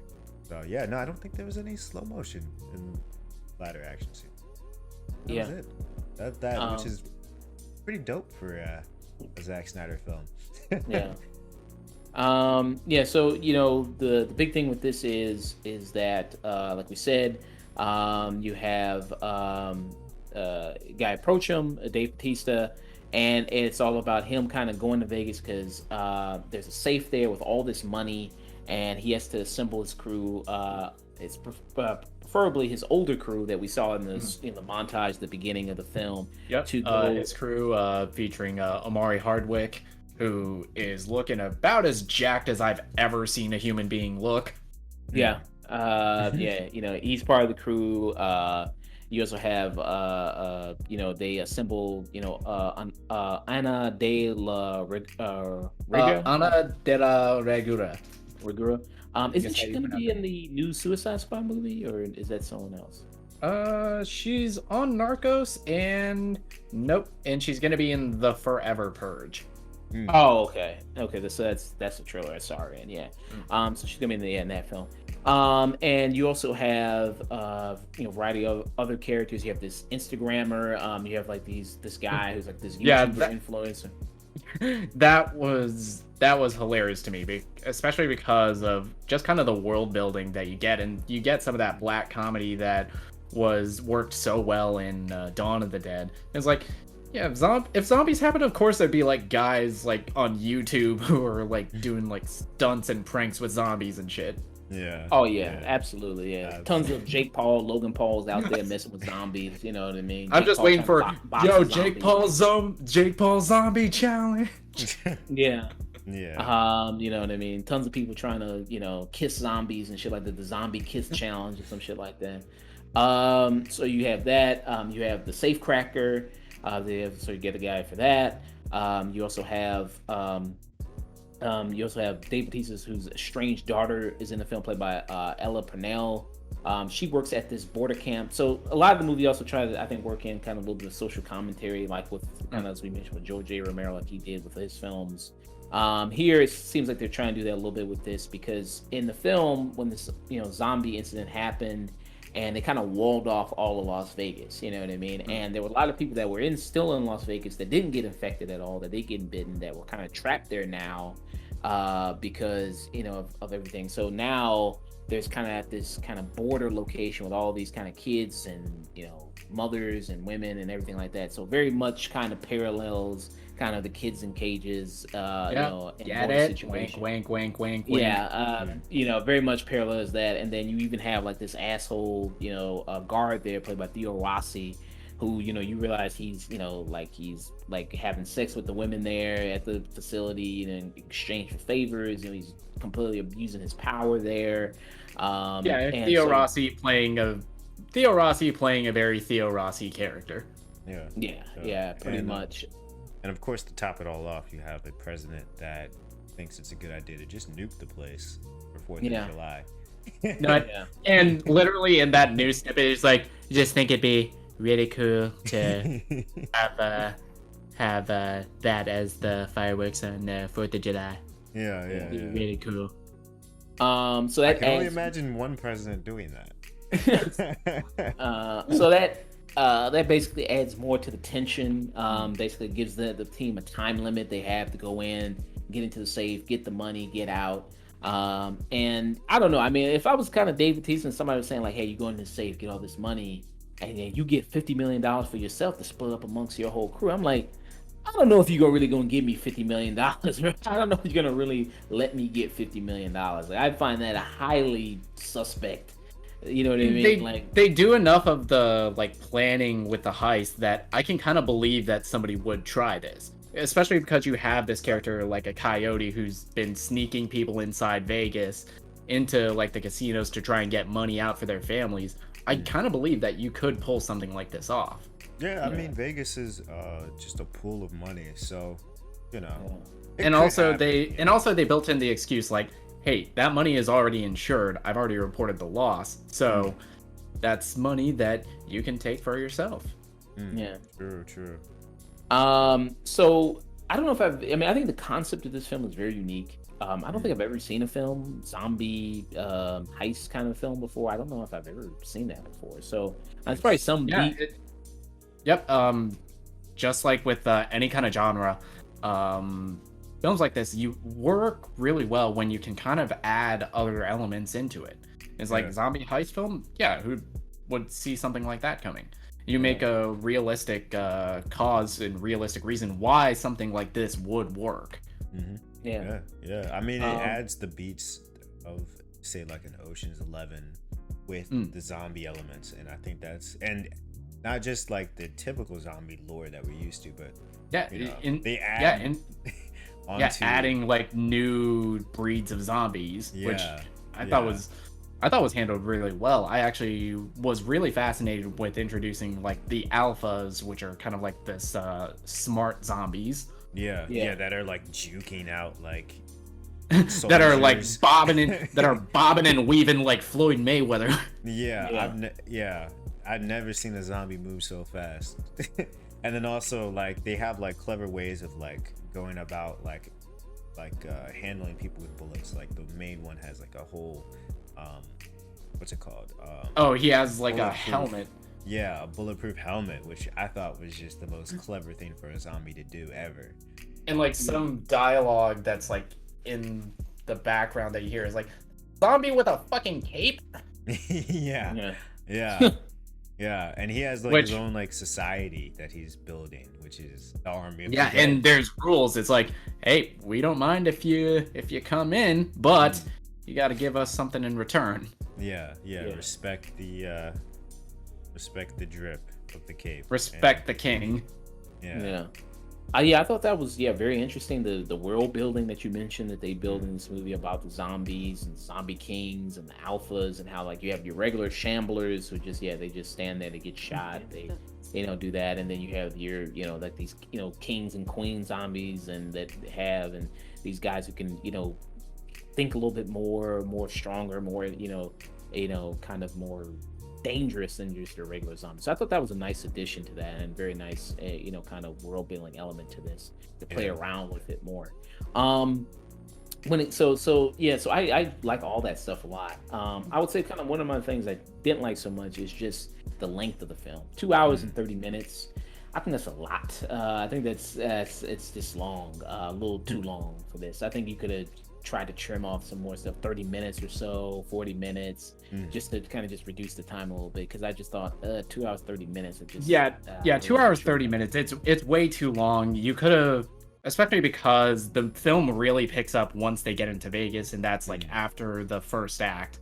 So I think there's like maybe, I think just like with Zack Snyder's Justice League, it's an interesting exercise in editing where, okay, get this down to X amount of length.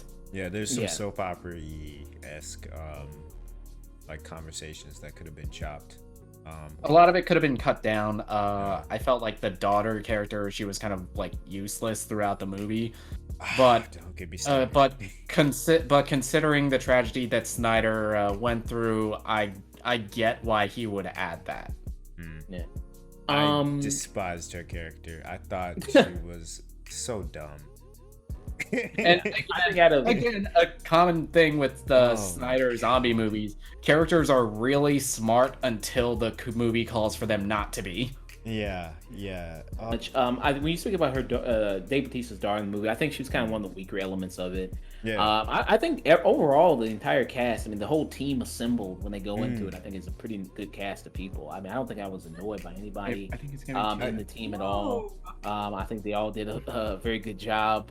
I think the only problem with the team is that like they were like just being dicks for no reason at times, like for the sake of the plot. You know what I'm saying?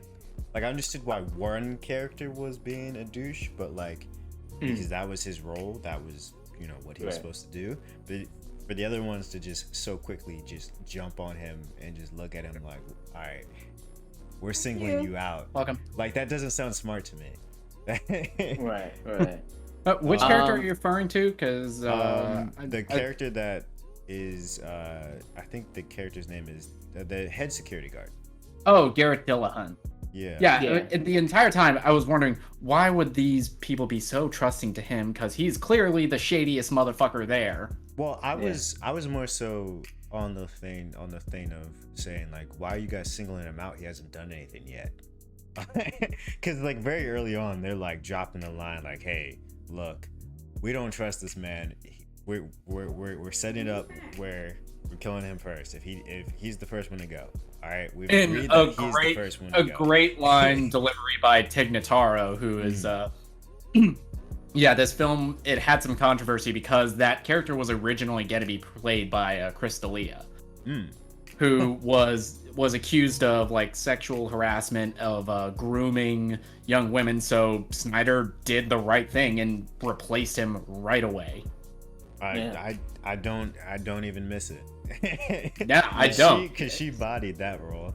Yeah, she's incredible here, and she is like has that such dry sense of humor that I think works so well with this script. It was like, look, I get why the safecracker's important, but it's like probably me is be the second most important. Yeah. You need somebody to fly you out of here, right? So, I'm important. You can get rid of him, and they all look at him, and I was just like. And it's like the entire time it was like, why didn't he just like, I can hear you, right? yeah, no, but that's why I didn't think that was smart. But that was like the one thing that annoyed me about the team is that they were like so passive aggressive with him. Like I almost expected him to like turn on them because of how passive aggressive they were. It's like this guy is gonna turn on them. You're just waiting for the moment to happen. Yeah, pretty much. I mean, when he's introduced, it did make for good comedy.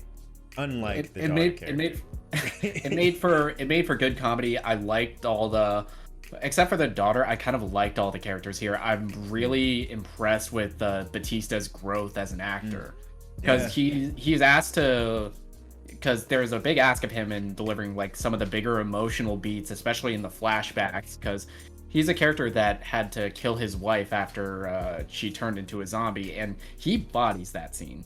No, that hurt to see.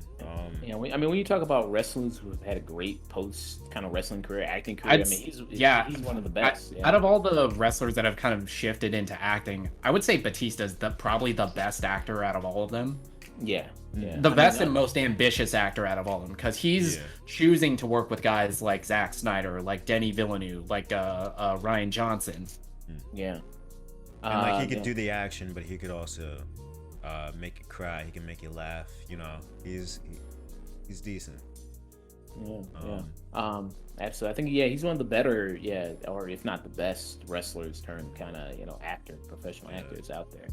Like I think two of the weakest characters in this, the daughter character is Theo Rossi. I think they're just two of the weakest. I think they're kind of just so one note in a way. I mean, everybody here is kind of basic in a way, story wise.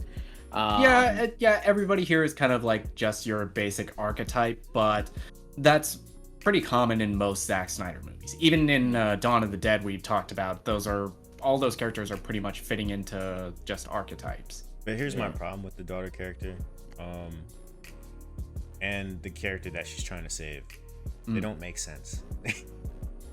Some of the moves that they make throughout this film are so frustratingly stupid and so frustratingly reckless, especially the character that she's trying to save, because that character is a mother that is supposed to protect her children. I understand you're trying to gamble to get this money, but this is a very big but. You're running into a giant city full of zombies. Why are you leaving your children in a camp that that there are dudes that will, take advantage of people? Just to risk getting $5,000. That made no sense to me. That was so dumb. That's I never said this was a smart movie. No, but like those are the only those are the only two characters that were bugging me, because like that B plot was just so stupid to me. That B plot, it was so dumb, and it kind of didn't need to be there, and it makes me wonder, because Zack Snyder has said in interviews that the movie that we're getting, this is the director's cut. There's no other cut of this movie. This is the one. But there's also like story threads here that feel like they were cut out for time, and I don't know if I believe him there. I mean, what do you think, Josh? it makes sense. I mean, this movie. I mean, I think if this movie was in theaters, it wouldn't be 2 hours and 30 minutes. I think more studio execs would have gone like, "No, you gotta trim this. Nobody wants to see this movie for 2 hours and 30 minutes." But because it's on Netflix, because it's on a streaming service, you know, he gets some more. I think a lot of creators get a little more leeway in the length of their films. And especially just Zack Snyder, he's a huge name director. He's got a huge online following. He's pretty much got carte blanche to do whatever he wants. Yeah, I'm just like Martin Scorsese, you know what I mean? I know like people like him and like to talk crap about streaming services, but if it wasn't for a streaming service like Netflix, Martin Scorsese, Irishman wouldn't be 3 hours plus 3+ hours. Yeah. You probably couldn't do that, you know what I mean? Like you probably couldn't have any other outlet to probably do something like that. It's because you are Martin Scorsese and because it's Netflix and they'll allow you to do that you can do Irishman that was 3+ hours. It really didn't need to be 3+ hours. Honestly, you know what I mean? But so with this, you know, Snyder, big name director, he can do it. He can have this movie be 2 hours and 30 minutes, which I think it's very detrimental to the film for it to be that long. But there's a lot of cool elements of this. Yeah. A lot of good characters. There was some kind of a word I heard that this supposedly, that they were saying, I was reading something, this supposedly leads into Dawn of the Dead. Like this is supposed to be like the before, like something like that. Like this is what I supposedly kind of hearing. That like the ending of it is supposed to lead to Dawn. I mean, I guess I can see that through the ending. Yeah. I mean, when people talk about, you know, there hasn't been a good, you know, video game movie made live action. I'd say this is a great video game. This is basically Call of Duty Zombies. I mean, Zack Snyder directed the Call of Duty Zombies. This is basically Left 4 Dead. Yeah, I mean, it's basically it. I mean, you have all the elements. I mean, the characters in this are characters that you would have in the loadout screen in a game. You know, you got the guy, you know, Amari Hardwick and Dave Bastista, and the weird European guy. You got him. You know what I mean? Dressed, you know, like he's in the 18th century kind of. You know what I mean? Like you got all these kind of type of different characters that you would have in a video game. You know what I mean? Like. And I think he kind of accomplished that very nicely in this. And like I said, great action in this. It's a great cast of characters. It's a fun movie with a great concept, good world building. You know, there's some kind of weaker elements with the emotional stuff as far as, you know, the daughter, you know what I mean? The old, you know, you weren't there for me. Well, what does that mean? I mean, you know what I mean? What does that really mean? You weren't there for me. Okay, whatever. And then you got Theo Rossi, who's, you know, being Theo Rossi, just, you know, I mean, I think he's overacting at times, just being a dick. Yeah, I mean, I think this is, you know, probably the most I've enjoyed a Snyder movie since Guardians of the Gahul, honestly. Way back in like 2009 that Guardians of the Gahul came out, I believe. So it's been a while since I've kind of enjoyed a Snyder movie to this extent. So for me, I would give it a 7 out of 10, strong 7 out of 10 for me. You guys? Yeah, I agree on the 7. It is a very fun movie despite my gripes and its length. It adds to the zombie lore, to the long list of zombie movies, zombie properties. I think this one is very unique. I love the dynamic between the team for the most part, especially what's his name, Dieter, the safe Dieter, the safe cracker, and Omari Hardwick's character. I love the moments that they have to try to figure out, all right, how do we get to the safe? That was brilliant. I loved sort of the social media guy too, and his partner. They were funny, just taking selfies in front of like zombies and stuff. Stopping taking selfies in the middle of this. Yeah. And I think like even like the overacting parts of it, I thought worked because of how like funny this movie could be, and how like over the top this movie is.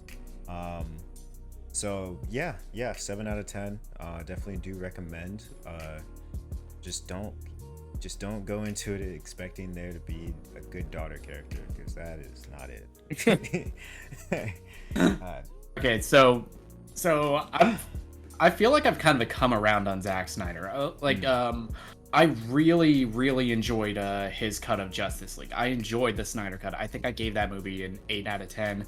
Just like I'm gonna give to this, I thought the movie it is a little too long. Some of the emotional beats between Dave Bastista and his daughter characters, some of those go on for too long and it doesn't really work. But I feel like Batista's performance is kind of carrying that. I love the dynamic with all the characters here, especially between the Safecracker character, Dieter, and Amari Hardwick. Those were some of my favorite scenes in the movie. The action in this, I'd say it's the best of any Zack Snyder movie, and kind of breaking away from some of his usual bag of tricks. Like, it's not too much slow motion. A lot of my common criticisms with him, like characters just suddenly becoming idiots, those are still there. Really on the nose needle drops, even putting the Cranberries song here. But all of that didn't bother me. I definitely say this is one of his strongest films. Dawn of the Dead is still my favorite, but this is right up there for me. And it's easily his best original film because, well, the only competition to that is Sucker Punch. Yeah, I'd say this is just barely a notch under Dawn of the Dead, but solely because of its length. I think, if you had somebody to rate him in, it would probably be right up there. All right, so moving on from discussing Army of the Dead, we're going to discuss our final topic of the day. We're going to discuss M.O.D.O.K. M.O.D.O.K, which is the Hulu animated series. M.O.D.O.K, who's voiced by Patton Oswalt. The team behind it is the same team behind Robot Chicken, so that's why if you see the trailer and go like, well, this looks a lot like Robot Chicken. Well, that's because it's the same team. That has also come to do this. Much of the humor is very much the same in this. And you have a character in M.O.D.O.K, which stands for Mental Organism Designed Only for Killing. And here it kind of follows, brings more of a human light to M.O.D.O.K, who's a famous villain in the Marvel Universe. It's a shame that, as we mentioned before, he's not voiced by George Lopez. I'm still campaigning for George Lopez to be M.O.D.O.K. Still putting that out there. I think he'd make a great M.O.D.O.K. Live action as well as voice. They won't even have to do CGI on his head.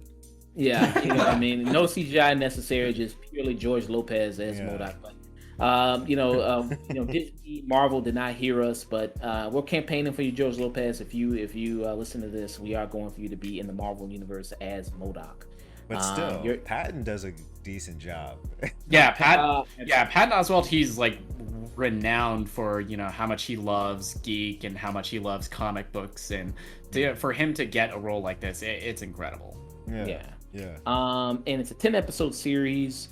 About each episode's about like 23 minutes to 25 minutes long, so about kind of like 30 minutes. And so it follows more of his family life here. You have his son, who's voiced by Ben Schwartz, who's been on like things like Parks and Recreations, House of Lies, Sonic. Sonic the Hedgehog. He's also the voice of Sonic. That was a big one. And here he plays as his son Lou. You have Melissa Fumaro. People might know she's in Brooklyn Nine-Nine. She plays Amy Santiago. In that, she plays his daughter Melissa in this. You also have his wife, who's voiced by Amy Garcia. She was in Dexter. Great character actress. She's in Dexter. She's on Lucifer. She plays his wife Jody. And so basically kind of follow his family life, dealing with his wife, his 2 kids, also, and trying to juggle that and trying to be also the leader of the evil organization known as AIM, Advanced Idea Mechanics. I think, didn't we get introduced to AIM in the MCU via Iron Man 3 had AIM in it. It was very much not this version of the organization. Because this doesn't have this isn't like connected to the MCU. Like you have Iron Man is still alive, who's voiced by John Hamm in this. You also have kind of other heroes like Nathan Fillion, who voices Wonder Man in this, who pops up in a nice funny role here. And you also have kind of other great voice actors coming on this, like Bill Hader pops up as a voice of a lower tier villain. You have Whoopi Goldberg as also kind of villain called Pound Cakes in this. So really good voice work. And just like the Lego Batman, you might think they're not real. They real. Yeah, you know what I mean. Alan Tudyk is in this. Chris Parnell, Kevin Michael Richardson. So really talented voice cast of people Yeah, in this yeah. series. I was No, I was surprised by like the voice talent, but I'm also just surprised that this exists. yeah. Because this is not up Disney's alley, and which is why it's not on Disney Plus, obviously. Yeah. So just to see that they that the group that made Robot Chicken has been given the chance to experiment within the Marvel universe is amazing to me. Yeah. So that alone, I feel like people should check this joint out. You know, Yeah. it's very much Adult Swim vibes. Oh yeah, very much. Yeah, this is absolutely basically an Adult Swim show. Yeah. I'm amazed how like gross and how violent some of the jokes in this get. Yeah. Like very quickly, they introduce you to why this was not on Disney Plus. Yeah. I mean, yeah, there's a lot of violence, a lot of blood in this. I will say that. Yeah.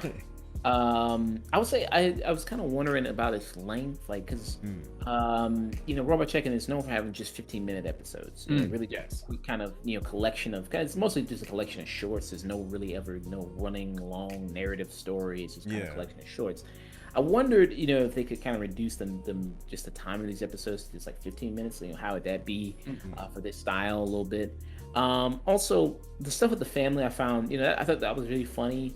But also, I wish there was more stuff within the kind of the Marvel and exploring the history of that with all these kind of different characters and kind of all the especially super obscure characters. Like you see something like Harley Quinn the animated series. That we see like all these kind of like really gives great kind of characters to like Kite Man and you can see Polka Dot Man and all these kind of villains, and especially this comedic kind of world, and especially him interacting with like John Hamm, Iron Man, and how like M.O.D.O.K is just such a low tier villain. Like Iron Man is just like, I don't even have time to deal with you. You know what I mean? He's just exhausted by him. He's just like he's watching what was it, Cake Warrior or something like that. Yeah, he's like he's streaming like a Netflix show in his helmet or something like that, and he's kind of like while he's fighting them. So what do you think about the show and just like the kind of the length of the episodes and just overall humor of it? I watched like the first like 3 episodes. I will agree that I mean maybe the episodes could have been shorter, but I do think that what it does with its length, it does accomplish quite a bit. Like in terms of like the twist and where it goes. I think every episode kind of ends very cleverly, as well. So yeah, it'll definitely keep you on your toes, and I think also, this is great for the Robot Chicken team because like this is their first narrative project that I've seen, at least. You know what I'm saying? Like this is the first one where they've told a consistent story throughout the season. Absolutely. And I'm amazed how emotional this story got, because you're kind of dealing with this like divorce story with M.O.D.O.K and his wife. I didn't expect to get fucking marriage story in a Marvel show, especially one done by the Robot Chicken guys. Yeah, and for it to be this funny too. I definitely can't recommend this enough, even though I've only seen like a couple episodes. But if you miss Robot Chicken and if you miss those vibes and you just need something late night to just flip on, check this joint out. Yeah. What's your rating? I mean, from what I've seen, I can't really give a rating. Nick? For me, I'd say this show, it's basically Rick and Morty, but if Rick was just totally pathetic and allowed to look as such. The jokes in this are really funny. They're going into some really deep cuts with Marvel, which I was impressed this show went with. And it has an ending that reminds you that, yes, M.O.D.O.K is a fucking supervillain and a terrible person. And I like that the show is willing to go that route. And for me, this is a 7 out of 10. I think you could cut down the episodes to like maybe 15-20 minutes and not lose a whole lot, but I still had enough laughs in each one. like all the characters I ended up really liking, especially like Ben Schwartz's Lou, who ended up being like my favorite character because he's just so innocent. Yeah. Yeah, I mean, there's a lot of really good, like the family android that they have. Super Adaptoid, who they just shit on constantly. Yeah, I mean, I think he's really great. Like his voice work is with John Daly, his guy who voices him. You also have a character named Monica, who's voiced by Wendy McLendon Covey, who was people might know she was in Reno 911. She was like the blonde woman in that. She's also in Bridesmaids. She's really funny. She's like his rival at AIM there, like trying to take control of the company. And she's trying to be the new scientist supreme, as they call it, which is a badass name. Be the scientist supreme. This company. You also have like this, like they introduced like this tech billionaire from Grumble who's come in to take over AIM, because the company's just failing on every level because MODOK doesn't know what the hell to do at all with this company. Terrible businessman has run this company to the ground, and all those elements to me are just really funny, really good. Really deep cuts with Marvel. If you are a person who is a big historian when it comes to the Marvel stuff, which I find really nice. I just wish they kind of lean more into that stuff a little bit more, and just a little bit more interacting with maybe a little bit more heroes and stuff. I think because they mainly just have Wonder Man and Iron Man in there. They're like the two major heroes they show, and not to be like too bogged down with to take focus away from MODOK. But I mean, I think the show's really good. Like Chayse said, I mean, Robot Chicken I was a fan of when it was on. I think it had some really good funny moments in there. Seth Rogen, Breckin Meyer, I mean, they really good talents when it comes to kind of writing this kind of stuff. I love their Star Wars specials. I mean, they know how to really go deep without being so I guess on the nose with the jokes a lot of times. I like every kind of time I rewatch all the Star Wars stuff, I love rewatching the Robot Chicken Star Wars specials. They know how to really make the jokes and really make them stick and really kind of show love for the thing that they're talking about, but also kind of give good insight to it, much like kind of Phil Lord or Chris Miller or something types like that. So for me, I'd give it a strong 7, even maybe a light 8 out of 10 for me.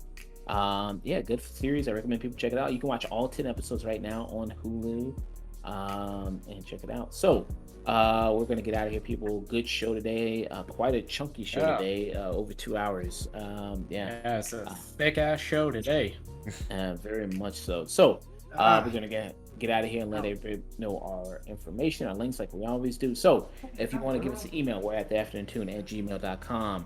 Of course, we are wherever you listen to podcasts. Like we're on Spotify, The Afternoon Tune. We're also on Apple Podcasts. Don't forget to leave the 5-star review and write a good review for us. That helps us out big time doing that. You can also subscribe to us on youtube.com, The Afternoon Tune. It's probably where you're watching us right now. You can also check us out on the social medias at Instagram.com, The Afternoon Tune, TikTok, The Afternoon, good old TikTokers on there on Afternoon Tune. We're also on Facebook, The Afternoon Tune. You can also check us out as well on twitch.com, The Afternoon Tune. I'm going to try to do some more live podcast streaming for you all there. With that, get to see us there, get to interact with us there on Twitch. Maybe even do a nice hot tub stream. That's the big thing now on Twitch. Hot tub stream, getting in and do that. You know what I mean? They actually stopped that. They stopped that. They got tired of that. They destroyed the hot tub meta. Yeah. Oh wow. Well, I guess horny niggas just gotta stick to OnlyFans. I guess. Okay. All right. So Chayse, where can people find you? You can find me at Mr. Chayse Mac. That's spelled MrChaysemac on Twitch, Twitter, and Instagram. Where can they find you, Nick? All right, find me Twitter, Instagram at Night and Day Nick. Find Bubbles here at Instagram at bb.bles. All right, that is awesome. So to all you people out there, hope you enjoyed the show, hope you loved it, and don't forget to always stay tuned. Stay tuned. All right.